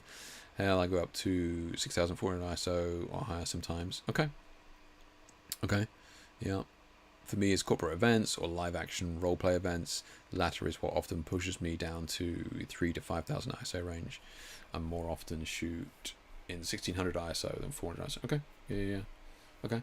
So a lot of you guys actually working in like really dark situations. That's kind of nuts. Yeah. Wow. Okay. Yeah. Which is great, right? It's great. A lot of the time I seem to be talking to studio shooters, and we just have this ingrained mentality that it's 100 ISO or not at all, right? It's like, you're lighting it wrong if you're not shooting at ISO 100. And we're coming up against this with LEDs coming out. I've started to shoot ISO 200, 400, and at first I was like, Jesus, this is going to be terrible. And I'm not sure I'm ready for this. It's absolutely fine. Like the tech in these cameras now for ISO is just nuts. Yeah. Vlad says, yeah, monitor that the camera start building and video, right? But for photos, yeah, nice. Yeah, that'd be good. Yeah. Makes sense, right? Focus peaking the monitor. Yeah. Sport to wind up shooting at 12,800 ISO for night field games. Jesus Christ. That's Sterling even. Sorry. Yeah. That's nuts. Yeah. We are like Batman in that regard. It works best in the dark. Yeah, right. Yeah. Nuts. Okay, so yeah, Nikon's partially stacked sensor. Like, we'll see. These benefits include faster autofocus performance, reduced rolling shutter, smoother electronic viewfinder experience, swifter shooting speeds, and expanded video modes at higher frame rate. So, this is what they're talking about here with this partially stacked shutter. So it's going to enable them to reduce the rolling shutter and presumably being able to have like brighter images with regards to the autofocus performance as well. So it's interesting. Yeah. I was just reading that. I haven't highlighted it here. Of course, while better versus the Z6 II, these improvements don't mean that the Z6 III can match the Z8 and Z9 in all areas, as those cameras have higher resolution, entirely stacked image sensors. That said, given the Z6 II has fewer megapixels, 24 versus 45, it does have some unique tricks, including FHD, 240 video, yada yada. Okay. For those who require more than 24.5 megapixels of resolution, the Z6 III includes a pixel shift shooting mode using the camera's in-body image stabilization system, rated for up to 8 stops. Okay, the Z6 III moves the sensor slightly across up to 32 frames, resulting in 96 megapixel image. So, I mean, guys, correct me if I'm wrong, but you can't shoot portraits with that, right? I mean, taking all those frames as still life if you need that quality. And again, nice feature to have. Absolutely put it in there. How many people are going to be using that and buying this kind of mid-range camera? Don't know. We'll see. Speaking of noise, the Z6 III's native ISO ranged from 100 to 64,000, tied to the highest native ISO in the Nikon Z system. The ISO can be expanded to 50. Again, like, that is a feature that I use all the time in my Nikon, which is the ability to go down to like 50. I think mine even goes down to ISO 25 or equivalent in the low 1s, 2s and 3s. So, which is basically like an onboard ND filter. I use it all the time. Yeah. I've got a Fuji camera here that, like, the lowest ISO it goes is ISO 200, which is wild. An inherited autofocus system and fast shooting speeds. The Z6 III's partially stacked chip promises blazing fast autofocus. So again, I presume that's because of how much brighter that's going to be. It's going to be able to implement the autofocus a little bit easier. Z6 III includes AI-powered subject detection across 9 subjects. So it's using a little bit of AI in there to work out what you're actually photographing. I think that's just going to be commonplace now. The ability to focus in meager light down to -10 EV. So that's pretty dark. That's pretty dark. Yeah. At best for the Nikon Z cameras. So again, like they're saying, so I presume this will be just the base level standard for all of the Z cameras moving forward now as well. Yeah. Nikon says the Z6 III's autofocus system is approximately 20% faster than the Z6 II's. Does anybody here own the Z6 II? Right? I don't remember any of you saying that you do, but yeah. So we're just moving swiftly along. Unlike the Z8 and Z9, Z6 III still includes a mechanical shutter, which can be used to shoot up to 14 frames per second. I mean, that's pretty good, right? 14 frames. I mean, it's not breaking the bank or anything, but I mean, for most people, it's going to be enough, right? Here you go. Yeah, by switching to the electronic shutter, and it's reduced rolling shutter compared to the Z6 II. Yeah, and it can shoot up to 20 frames. Another JPEG-only feature is a new pre-release capture mode, which has up to 1 second of buffer depth before pressing the shutter, and will help photographers not to miss any critical moments. This mode is available up to 120 FPS shooting speeds. Wow. Okay. So those of you that are not aware, so it's only on JPEG mode, but essentially the camera is taking pictures for an entire second before you press the button, right? So it's essentially a constant rotating, like, it's taking those frames and then it's purging them, taking those frames and then it's purging them. And as somebody else rightly mentioned last stream, like it's just going to murder the battery, I would have thought, but I don't know. Yeah. Like Sterling says, that's a huge plus for sports shooters. Absolutely. Yeah, absolutely. Are you okay shooting in JPEG there, Sterling? It says JPEG only. Would you, I mean, because you'd have to have your camera, permanently set to JPEG, right? Because before you press the button, right? Unless you can only set it to be shooting the pre-JPEGs, and then when you press the button, it takes a RAW. Don't know. Yeah.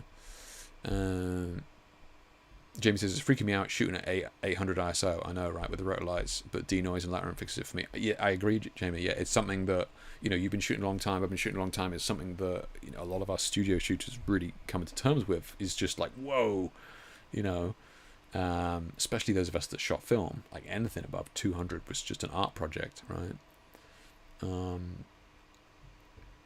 Andre says, sometimes I shoot live music shows and I need a camera that I can see in the dark and do all the work. I just have to point it where I want. Really, Andre, it's literally that dark, yeah. Christ. Yeah. Requires a Nikon NX to do what? Merge a panorama. I know, right? It's this huge, like, it's a huge number of files. But again, like, you know, if it's there in the feature list, put it in there. I'm sure most people won't use it.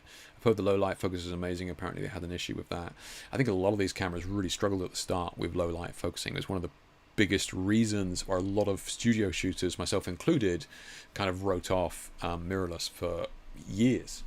Because a lot of us shooting strobes, right? The modeling lights on those strobes, especially like the LED modeling lights on strobes, were not bright. So, you know, focusing the shot before the image was taken was on mirrorless back in the day was a joke. Yeah, it was a joke. So, you know, this has been a big bugbear for a lot of people. Yeah. 20% faster of something very fast might mean not that much. Hey, I agree, Vlad. Yeah, I mean, that's a lot with a lot of these things, right? Double the power, one stop.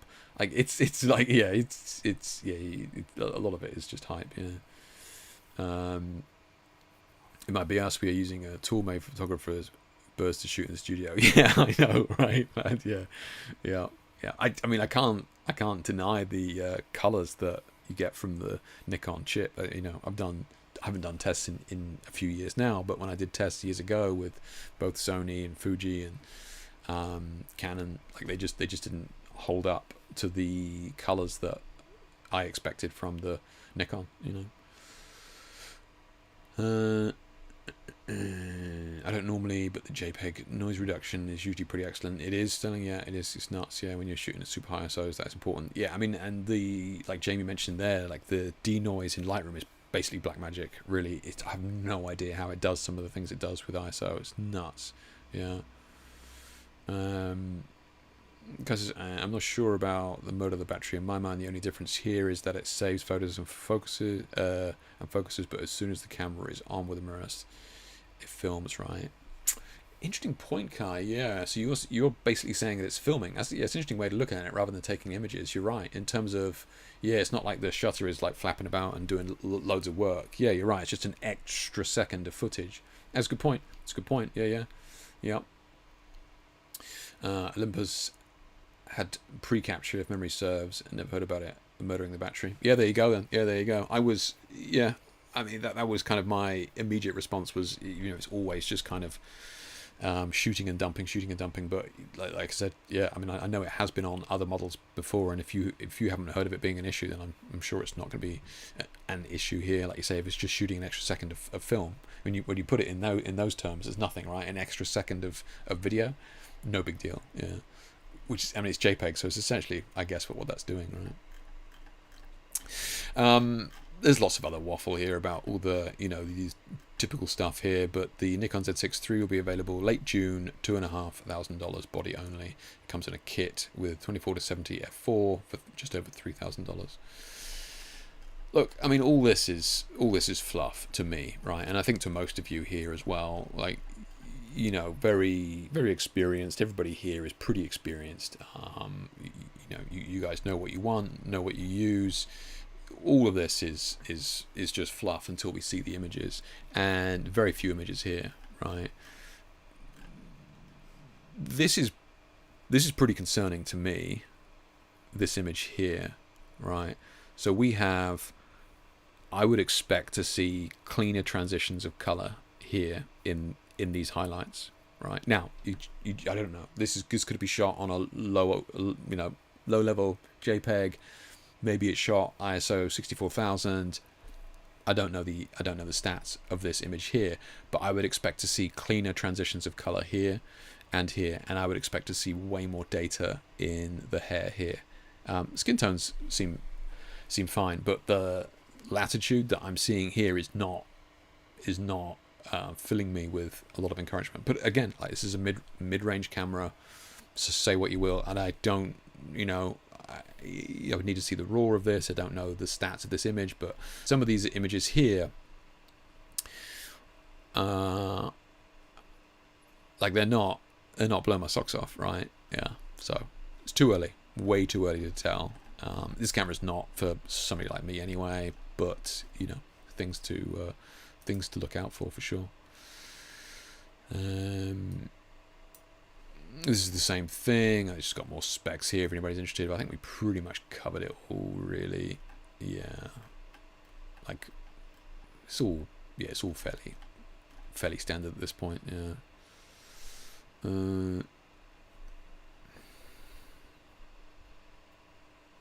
Not that I like giving Nikon a point. Yeah, I mean, it's true, Kai. I mean, they could screw it up, Kai. You know, you just don't know. You just don't know. Yeah. But as some of those photos look like the marketing intern took the new product home for the weekend. Look, as as a professional photographer myself, I would like it if Nikon gave their cameras, as well as to these, you know, other people that they've got shooting as well. So as like, you know, don't take it away from them. Obviously, we need to see images from them, but it would be cool, I think, if Nikon also gave the cameras to, you know, industry professionals who are like maybe using it in a slightly more dedicated use case scenario. I don't know. It's a mid-range camera. Like, are they going to be shooting fashion editorials on it? Like, that's not their market, I guess. I don't know. That said, I mean, I didn't like, they have their flagship cameras, and they don't tend to show off, in my mind, what their cameras can do. Personally, like super clipped contrast images that don't show the breadth of what those cameras can do. It just seems weird to me. So, although I can't obviously comment on what Vlad said there.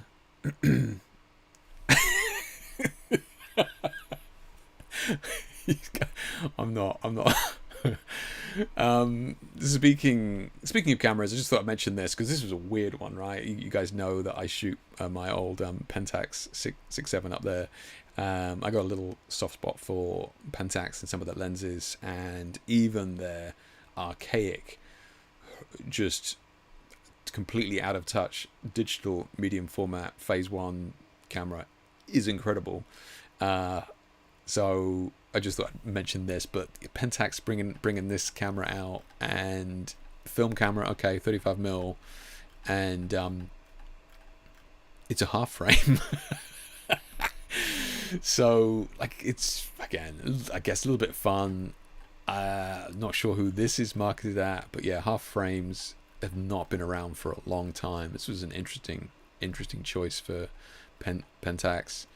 Like, bringing it out. This is a new camera, right? I mean, correct me if I'm wrong, but this isn't an old model they've updated, is it? Yeah. 500 quid, bucks, $500.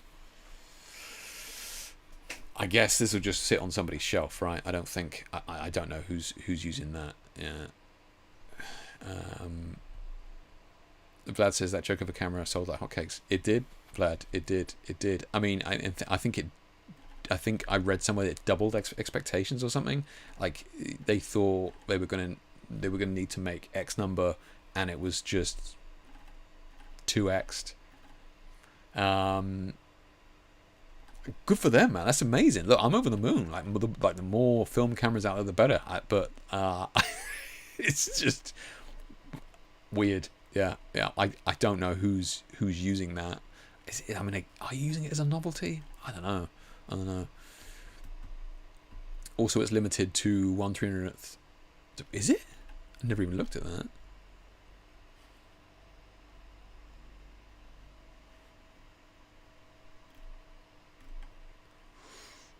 Where's the shutter? The shutter speeds are normally up there on my Pentax. Where's the shutter speed on this?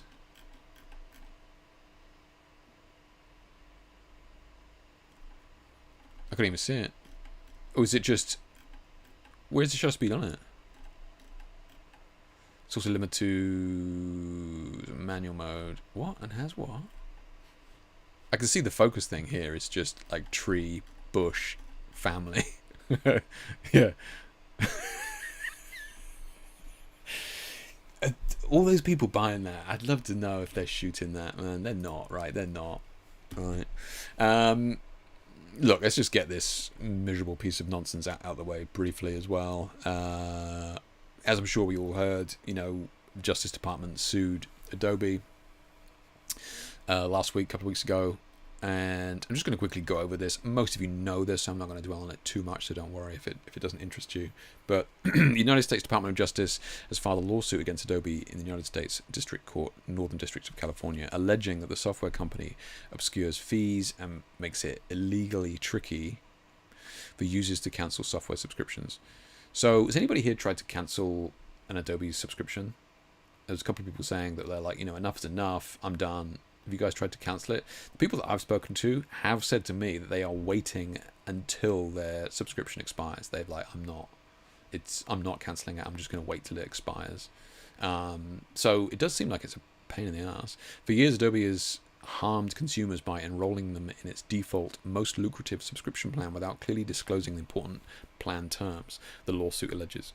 Adobe fails to adequately disclose to consumers that by signing up to the annual paid monthly subscription plan, they are agreeing to a year-long commitment and a hefty early termination fee that can amount to hundreds of dollars. Adobe clearly discloses the early termination fee only when subscribers attempt to cancel, turning the stealth early termination fee into a powerful retention tool that redacted by trapping consumers into subscriptions they no longer want. So I got to be honest, I did not know that there was a cancellation charge, and I guess I didn't really look into it. Like, as a professional photographer, I was like, well, I gotta suck the teat. I gotta get on with it. I subscribed, and that was that. I didn't really look into it. I did not actually realize that there was a cancellation fee. Like, that's pretty dated practices in this day and age, really. And according to this, that you really only find out about it when you try and cancel, right? So they're being stung for that, not being clear when you sign up that, look, it's going to cost you to cancel.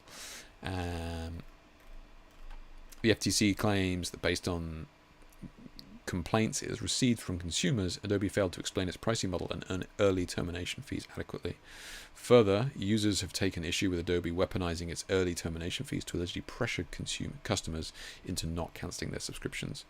This corresponds to multiple parts of the DOJ's lawsuit, including that it believes Adobe makes cancelling a subscription excessively difficult to the point of violating consumer protection laws. So, I mean, fuck Adobe, am I right? Look, they've had plenty of rope, and that's great that they're being called to task on it. If they're playing funny business, not making it clear enough, then sure, go for them.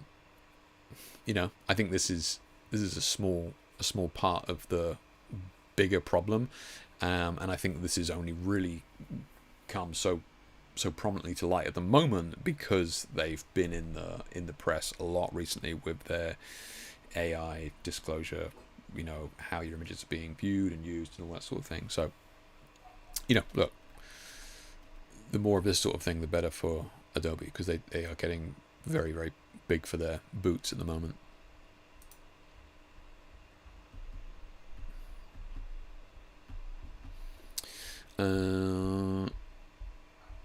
Stream still going? Yeah, looks like it. Let me just check.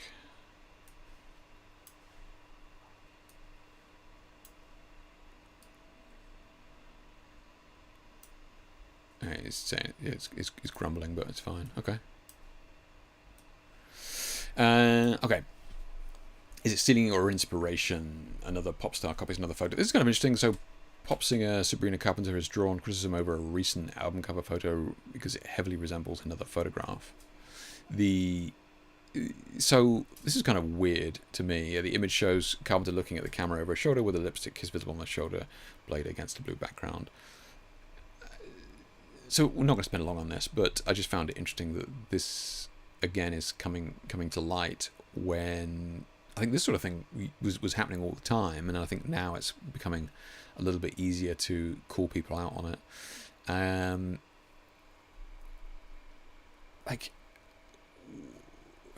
anyway, carrying on. The original image was from French model Tiffany Collier and was taken by photographer Bruno Juminer. Is technically not breaking copyright rules, or is it, when it's a straight up copy, when it is merely inspiration? It's kind of interesting because my knee-jerk reaction to this was, oh, it's an old image, like, come on.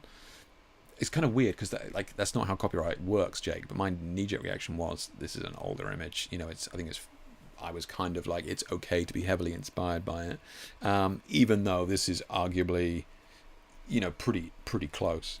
But like, what is it? A blonde girl with a lipstick kiss on her shoulder?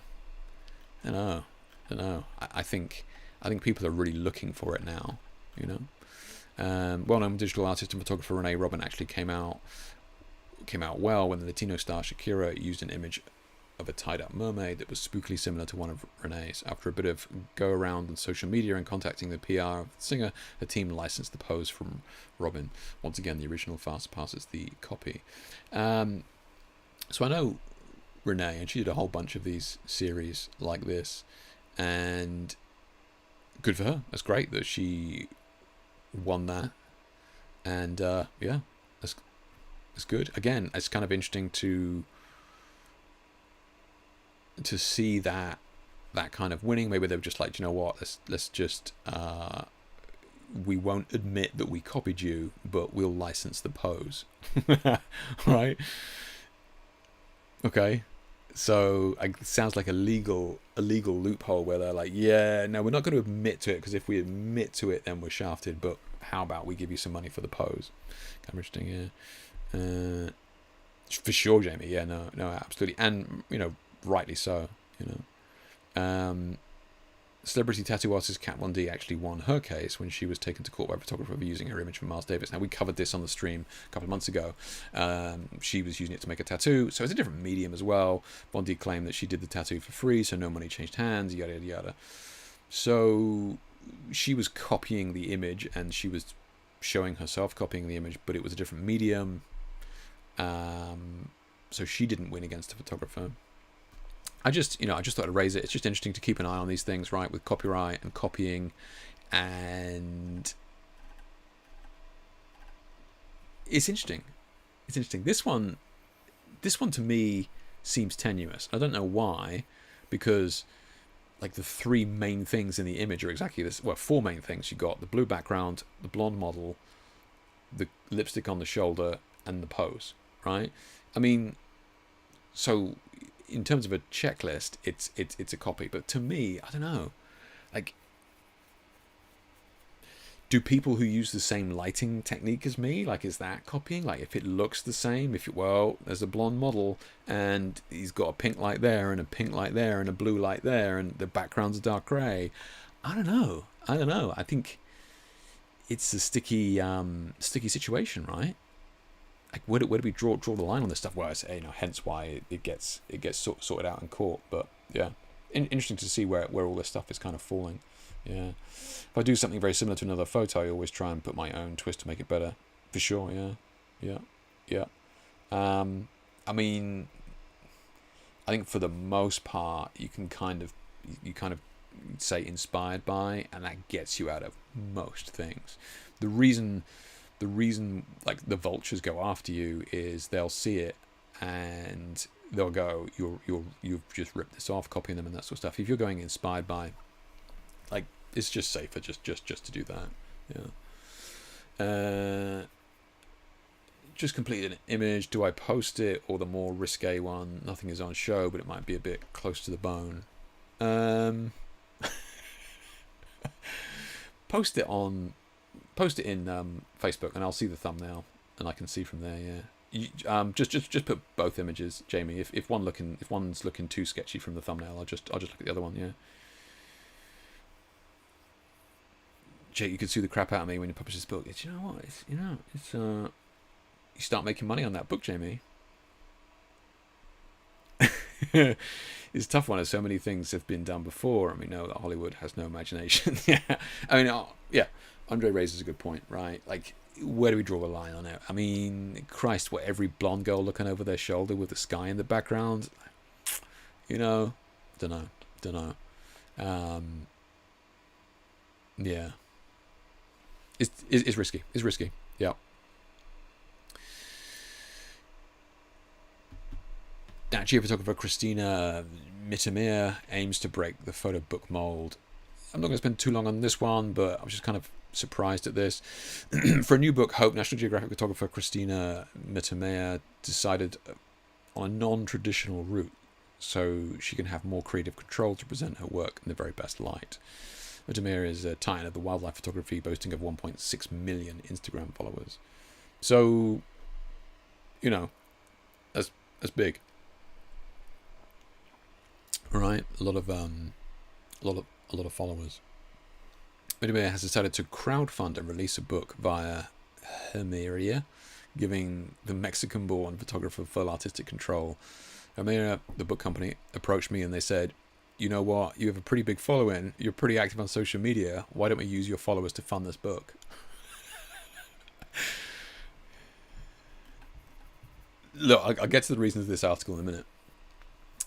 The $200,000 that Mittermeier, or Mitty as she is known, has raised will go to paying a designer, color correctors, copywriters, editors, marketing, social media campaigners, and customer service, and that's after the paper and printing costs. The way it usually works is a publishing company will give a small amount of money to take some of the editorial work on. It's called the advance, and as you make sales, you get paid some money back. But I have published with National Geographic, I have published with other publications, and you tend to make $1 per book. That's wild, right?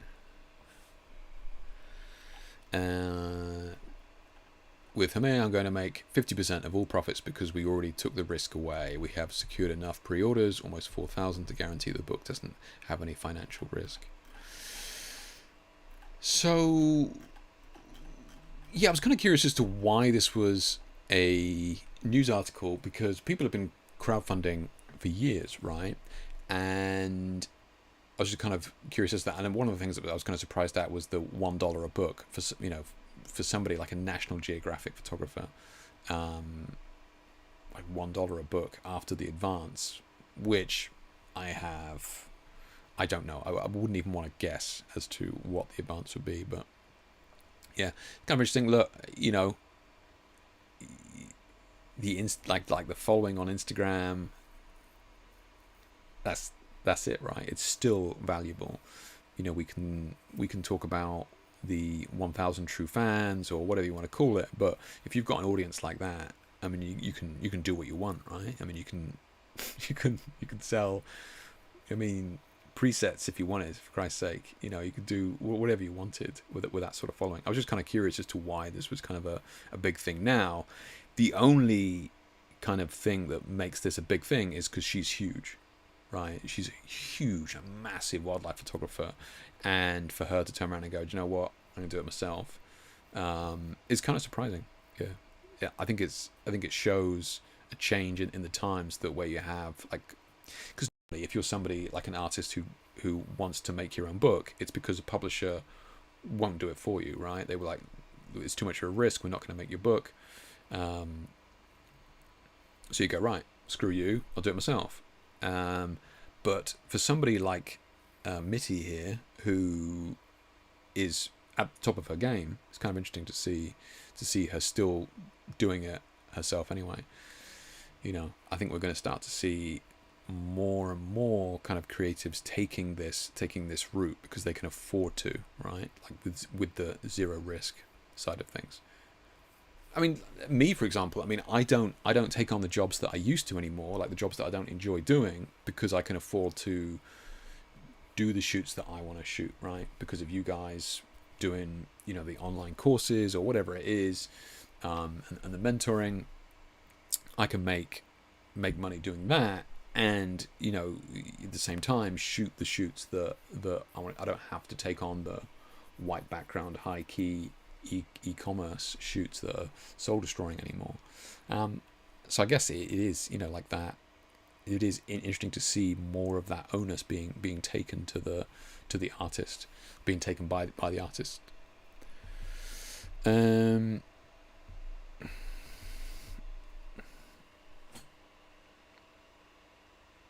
Well, I was also in the post-sketchy opinion, but I posted the sketchy one versus the completely 100% safe. I did see that one, Kai. I think it's fine. Yeah, I think it's fine. I was kind of surprised at first, but yeah. I mean, only the blue sky would contrast right with the blonde girls. It's basic. I know, Vlad. Right? That's what I mean. Like, where do we? It's like, what are we doing here? Right? Like, it's just. Well, you used a blue sky. Yeah, most skies are blue. Like, like what do you want to? It's just what. It wasn't going to be green. You know, you kind of limited. Yeah, you kind of limited. Yeah. I'll make about £3 per book on mine. Doubt I'm going to be rolling it. And yeah, Jamie, like books have been a passion project for many years, right? Nobody releases a book to get rich, really, and nothing wrong with that at all. Like books are gorgeous. You know, I get asked all the time to make a coffee table book, and if I got off my ass and did it, I think it'd be awesome. You know, I want one. But yeah, like you are right, Jimmy. Yeah, nobody gets into making books for, you know, money, really, which is sad. But I can say that presets are a lucrative deal. Of course they are. You know, Vlad. Yeah, of course they are. You know, imagine if you had 1.3 million followers, right? You know. Did I miss the part where you say you're publishing a book? Oh, we're not doing that yet. Oh shit, Jay's my wife. She just said that. Yeah. Before I shared it here, Jay, it had been up on Instagram and Facebook for 3 days. So my other options was result copper tube and 10 point. What's the result of the copper tube and the 10.5mm lens? I didn't even know what that. What does that mean?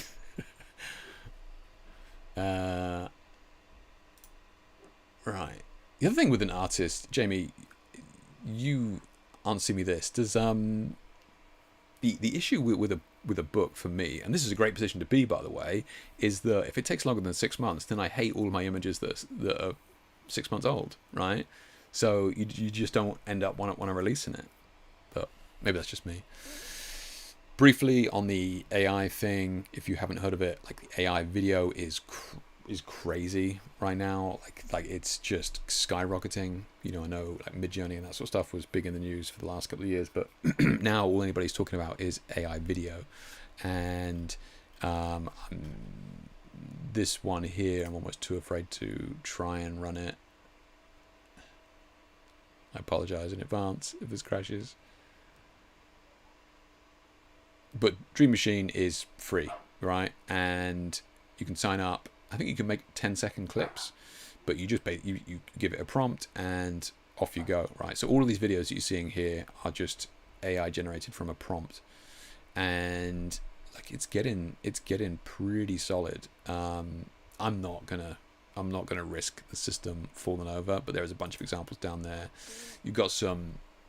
Even talk about the limitations and that sort of thing, but yeah, like it's definitely worth having a look at. Yeah.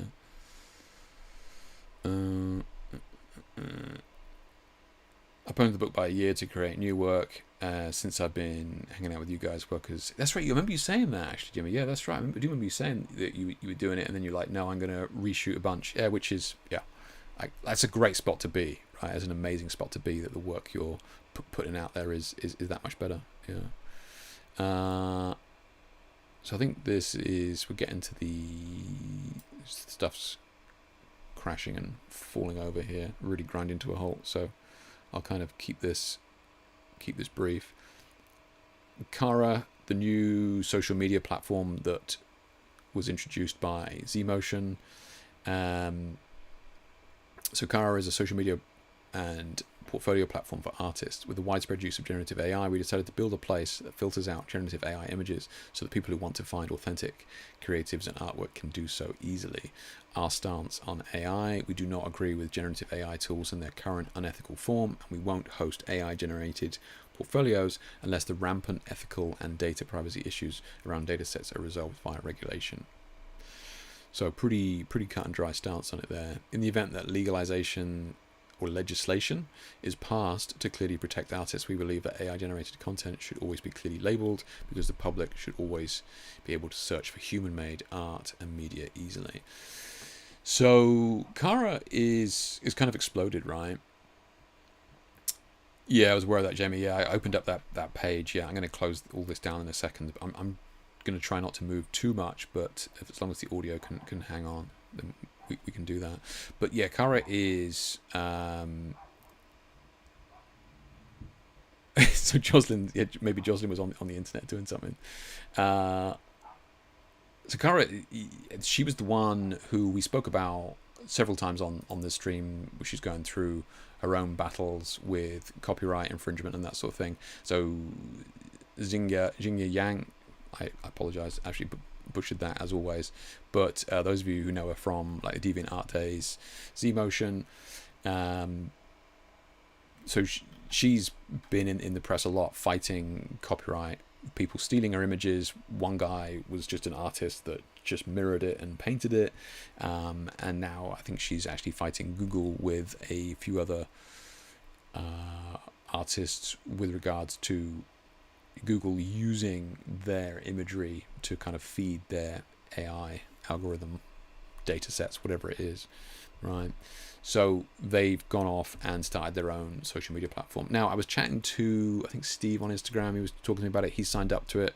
He said it's running incredibly slow. Like this is just like gaining hundreds of thousands of followers, every week. I think it's 500,000 now. So it is running very, very slowly. There's been a lot of people who, are aware of Z-Motion and what she's doing, and certainly jumped on Kara. So it is struggling at the moment. It's in beta. It's only got like a team, like a very small team of people working on it. Very, very limited features. But look, if you're interested, then check it out. Sign up. I haven't signed up. I will do. I was kind of like waiting for it to kind of calm down a bit, but it certainly hasn't calmed down, so I might have to do it. Yeah. Oh, no worries, Sterling. Thank you. Yeah, that's good to know. So check it out. It's in its early days at the moment. The work on there at the moment, it's a lot of beautiful work. It's very easy to find beautiful work. If you are looking to get on a social media platform and browse like gorgeous work without being distracted, like this is definitely something that you want to check out. So we will be revisiting this. I will sign up and check it out for myself. But yeah, have a look. Kara, Cara.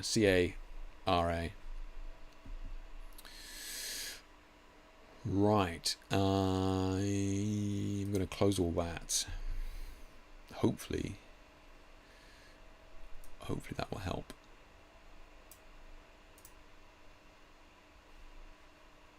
Okay, so let's give this a quick refresh. We'll go through these. If there's any products or items or news stories that I missed, let me know and I'll have a look. But as usual, I know a bunch of LED lights coming out, more and more LEDs coming out all the time. Nice to see some of those prices coming down on the Nanlite heads, like a 300 watt full RGB head for, what did I say, $500? It's kind of crazy. Yeah, kind of crazy. So I'd be really interested to see how people use those, if it's good. I mean, it seems good, right? I mean, they're not the top end specs like Nikon trying to sell its mid-range camera. Nanlite, they're trying to sell its mid-range light, but specs were going to be more than good enough for most situations. Okay.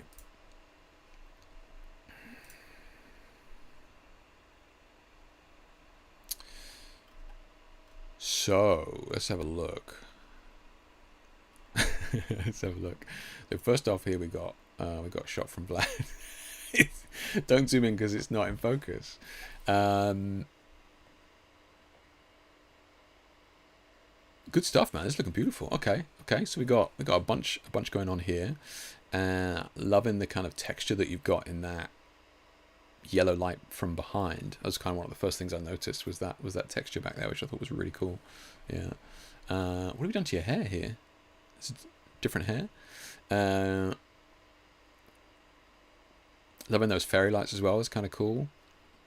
Have you bounced those in, like reflected them in from off camera somewhere? Is that what you're doing here? And like, have you got angled glass here to kind of get these reflections in there? Loving the colors, man. Yeah, these colors are working throughout your portfolio a lot. Is looking good.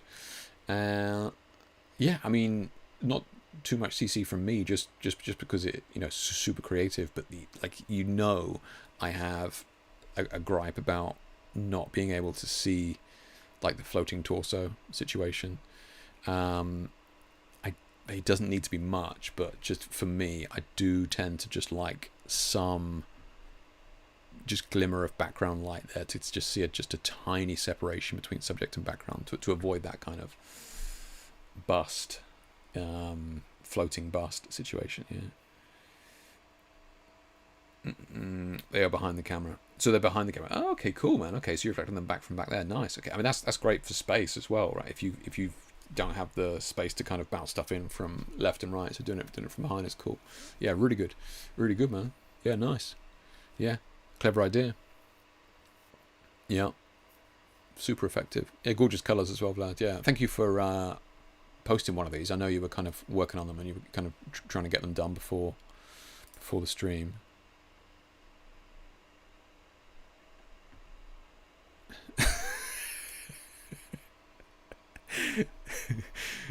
Jamie giving his review there, his northern review, I might add. The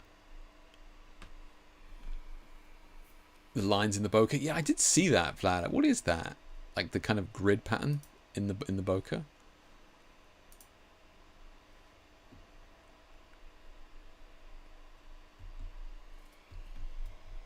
What is that coming from? Sure, we could move some things around to try and isolate what is causing that. No way, you didn't diffuse the LED strip. That's what's doing it. Good spot, man. Good spot. That's nuts. Clever.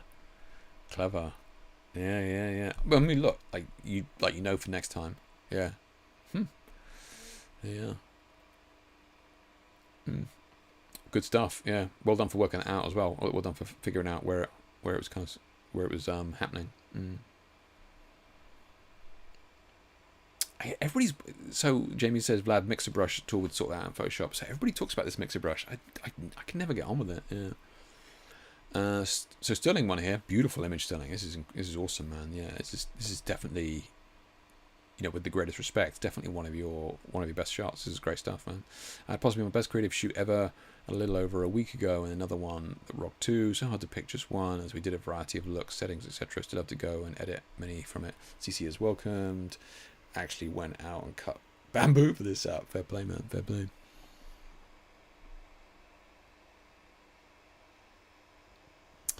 Okay. So this is really good. This is really good. Honestly, yeah. I like lighting is really strong here.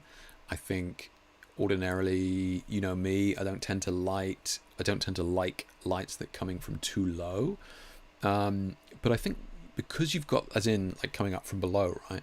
I think because you've got the context of, like, to me, I kind of saw this as headlights coming through bushes or something like that. So like to me, having that light low like that kind of worked, right? My knee-jerk reaction would be to have the light up high, but I think this definitely works down here. Like I said, my immediate response was this is kind of headlights coming through some bushes, and she's kind of running away through the bushes. That was kind of my immediate story with this, rightly or wrongly. So we got water down here or something. Is this water, or is it a mirror, or what is it? What is going on there? Thank you, Jamie. Thank you, mate. Yeah. I'm so lazy nowadays. I prefer to figure out a way to add plastic diffusion. Yeah, I mean, now that you've worked it out, Vlad. Yeah, but I think what Jamie is saying, if you just wanted to fix it in those shots, but yeah. So what's AI generated, Sterling? Right before you get booted, what's AI generated? If you say this whole fucking thing, I swear to Christ, I'm ending the stream right now. It was black tarp. Okay, cool. So what did you? So like the background, so the bottom end of this frame is AI. Okay. Breathe. Okay, cool. Interesting. Okay, so you had a black tarp down there, and then you used the generative fill thing to go. What did you put in there? Did you say like dark, shiny water? that what you put in there? Yeah. Okay. Okay. Interesting. Interesting.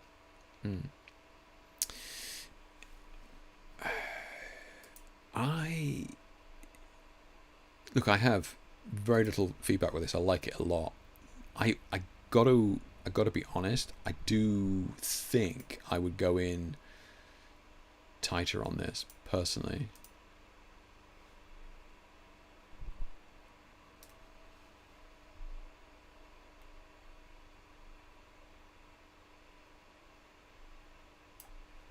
Mainly because it just looks like a fashion editorial, and that's kind of where I would go with it. Look, I think you've got to ask yourself, is it adding to the shot? If it's not, can we remove it? Right? Now, I don't think it's immediately obvious enough what's going on down there for it to be crucial in the image. I'm kind of looking at it, struggling and that sort of stuff. Like, there's nothing wrong with that. Like, I think it's excellent as is. It's excellent. And like, you've been following the stream for a long time, so I'm nitpicking because I know you're a regular. I don't know. I think I would go with the tighter crop on this to really, because as soon as you do that crop, you start to see her shape a lot more, right? You start to see more of the angles from her. You start to see more of the lighting there, and then she starts to pop out of that in terms of the color. But that's just me. Yeah, that's just me. Excellent image though, Sterling. Absolutely. Like I said, yeah, one of your best. Really good stuff. Yeah. So you put in there reflective water. Yeah, that's the key phrase I use too. Yeah, gotcha. Yeah. Okay. You like the crop? Yeah, very nice. Like the crop, but brings the viewer into the image. Yeah, like nothing wrong with it, and you can play with the crop. I just think with the kind of shapes that we've got in there with her and that dress, it's just, you just want to come in there with the front cover crop, right? Yeah. But excellent image, really cool, and fair play for making the set, because that's. I bet you used way more bamboo than you thought you would do, right?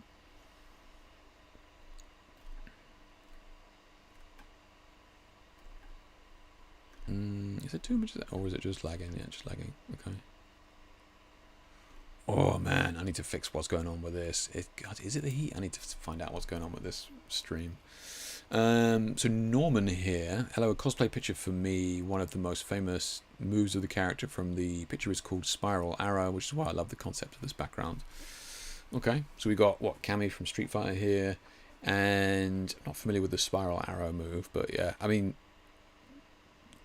awesome shot, Norman. Yeah, really good shot, really cool, and obviously she looks amazing.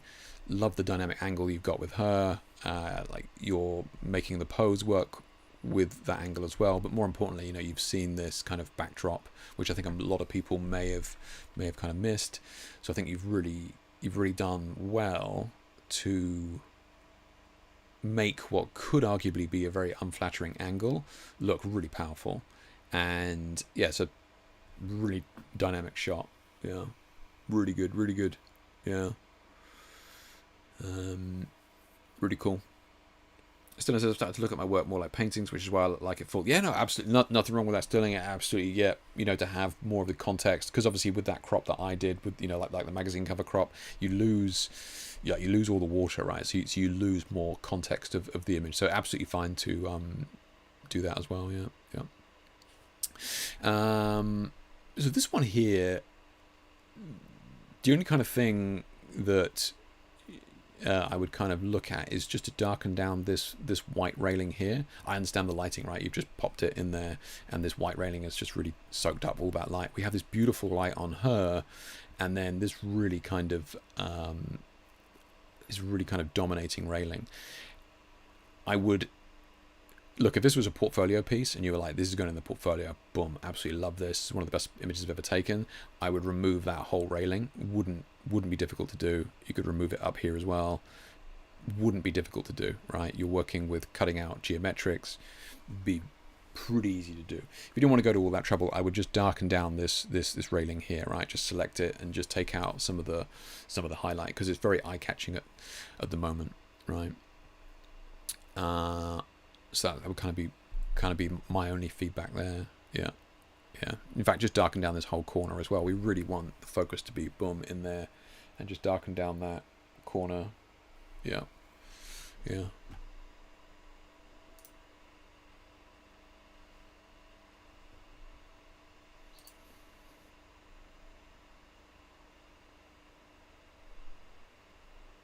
Guys, I love the pose and execution. Those primal colors. Did you mean primary, Kai? Isn't primary got yellow in it? You're thinking about RGB, right? Red, green, and blue, which is what the transmissive color wheel.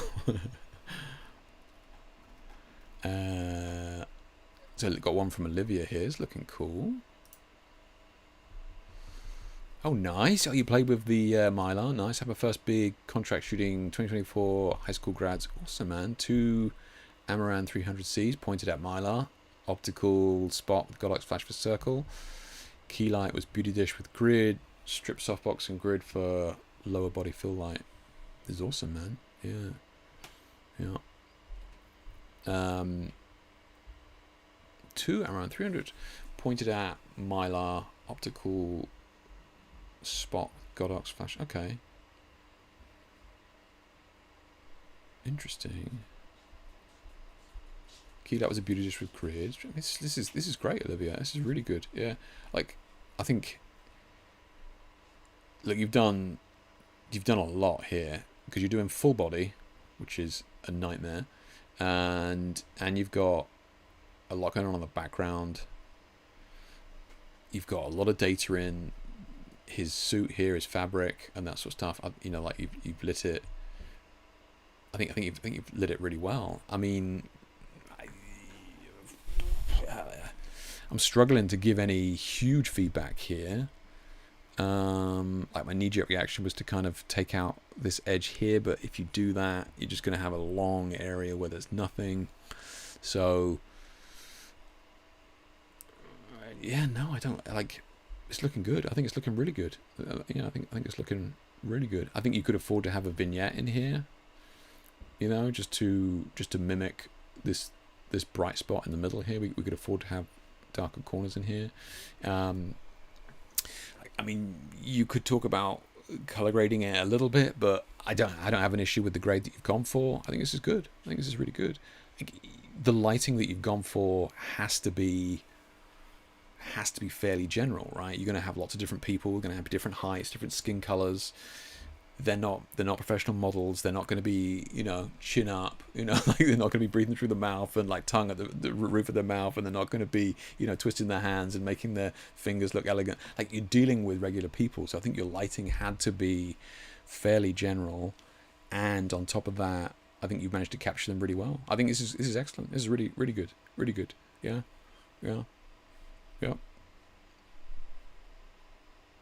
Good stuff.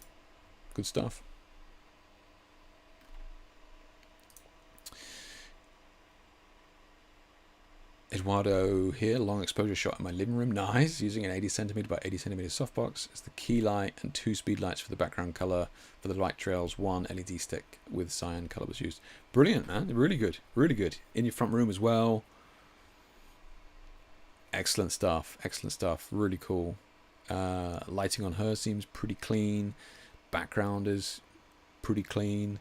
You know, you're trying to do long exposure with a tricky setup. By that I mean, it's very easy to do long exposure with something super shiny, right? If you've got a lot of, you know, chrome and brass and all that sort of stuff, then great. But you're trying to do it with kind of jewelry and makeup, so it's harder than it looks with you know to do the long exposure like that. So I think you've done a really good job to bring it out on just that side and it not be affecting the other side of the face. Yeah, it's good stuff. Yeah, skin retouching's looking good as well. Nice and clean. Yeah. Is her eyes caught like half open there? But yeah, good stuff. Yeah, really good stuff. A difficult setup to do, especially in a small space, and you nailed it. Yeah, good job. Good job. I kind of like the pastel colours as well, like the softer pinks and blues. Always going to be a winner for me as well. Yeah, good stuff.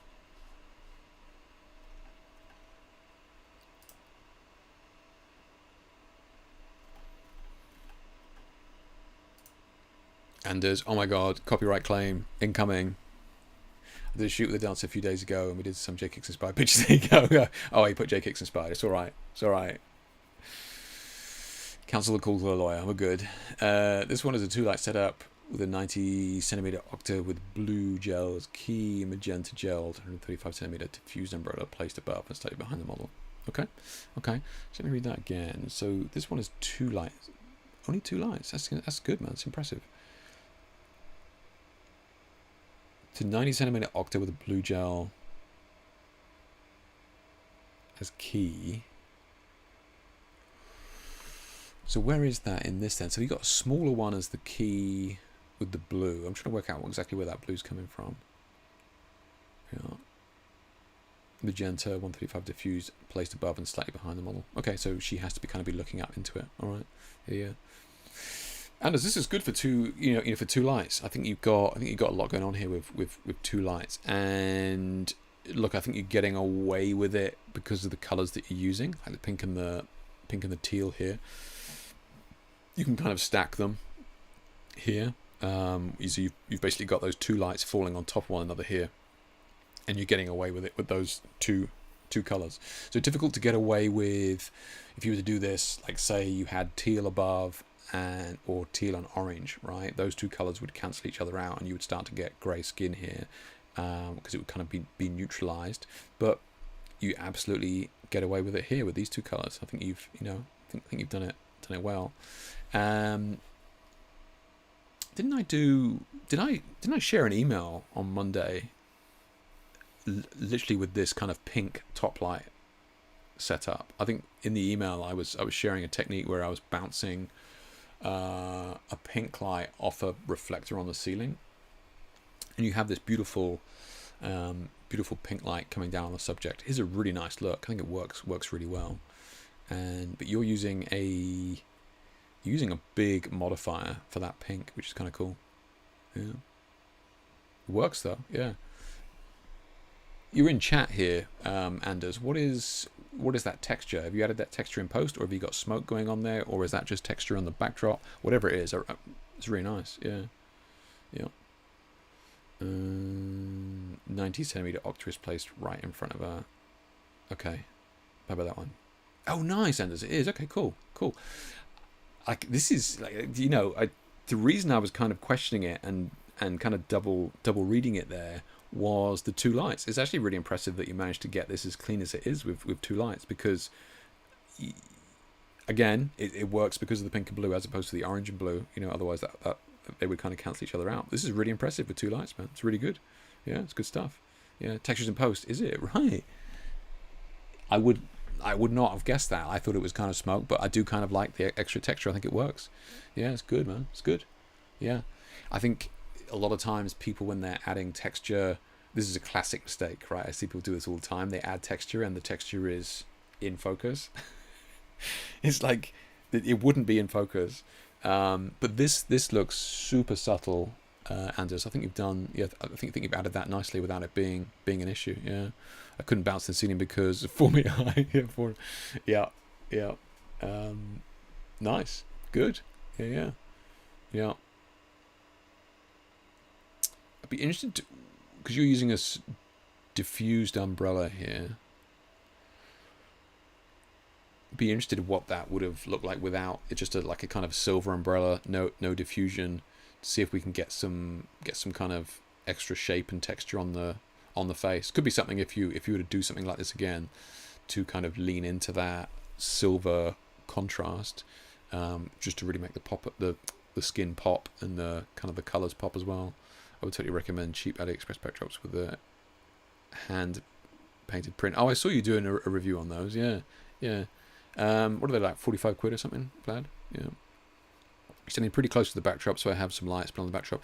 No, I saw that, but I think you get away with it. I think it kind of works because we have this separation here where it's actually falling on the backdrop. Like a lot of my early images have light falling on the background, and it works, in my opinion, even though it's not, technically clean. I think this absolutely works because we have the pink separated by the blue here, and then as that pink falls down to the blue down here, it kind of contrasts it nicely. I think it works well.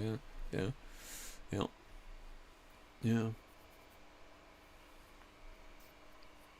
Is Vlad sponsored by AliExpress? Like, what are we supposed to be using your coupons here, Vlad? What are we doing? you buy so much stuff from AliExpress. To be fair, I'm like that with eBay though. Yeah.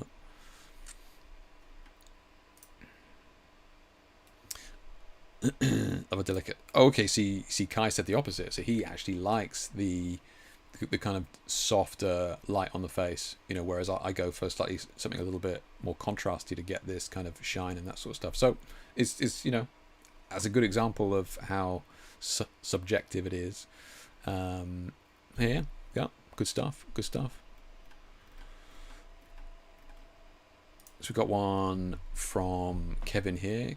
Kitty cosplay shenanigans in the studio with local cosplayer and artist. Nice. Good one, Kevin. Okay.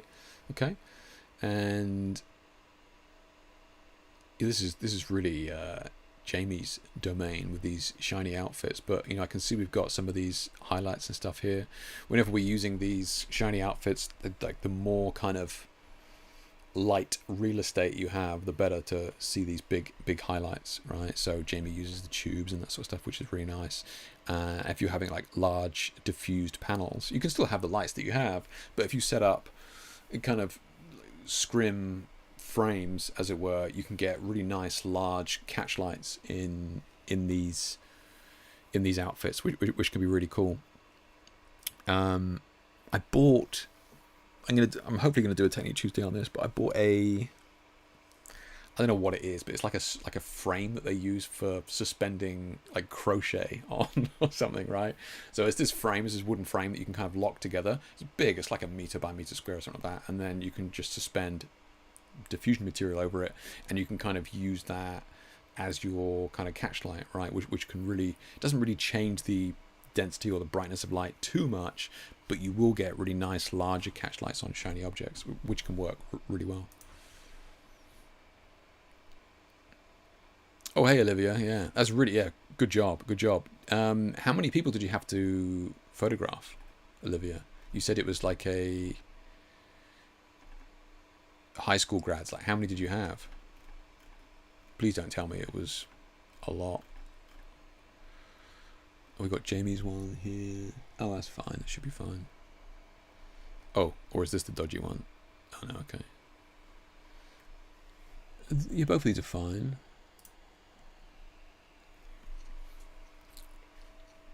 Okay, so we've got Jamie's one here. We got this nice.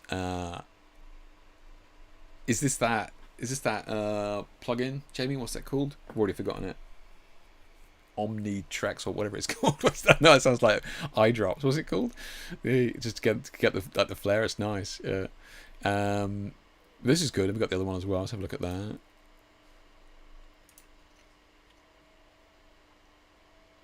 Okay, this is difficult to do, Jamie. Like full body, multiple bodies, and a mirror. Yeah, real nightmare, right? Yeah. Good stuff though. Yeah. Oh, look at these images, all leveled out, nice and straight. It's good. It's all starting to come together now. Good stuff. Yeah.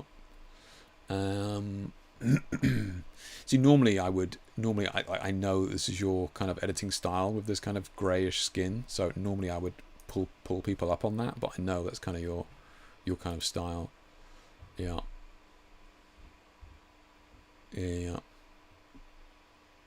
Nice, clean colors here, which is good. Yeah, different color combination there as well. That peach with that teal, which is kind of nice.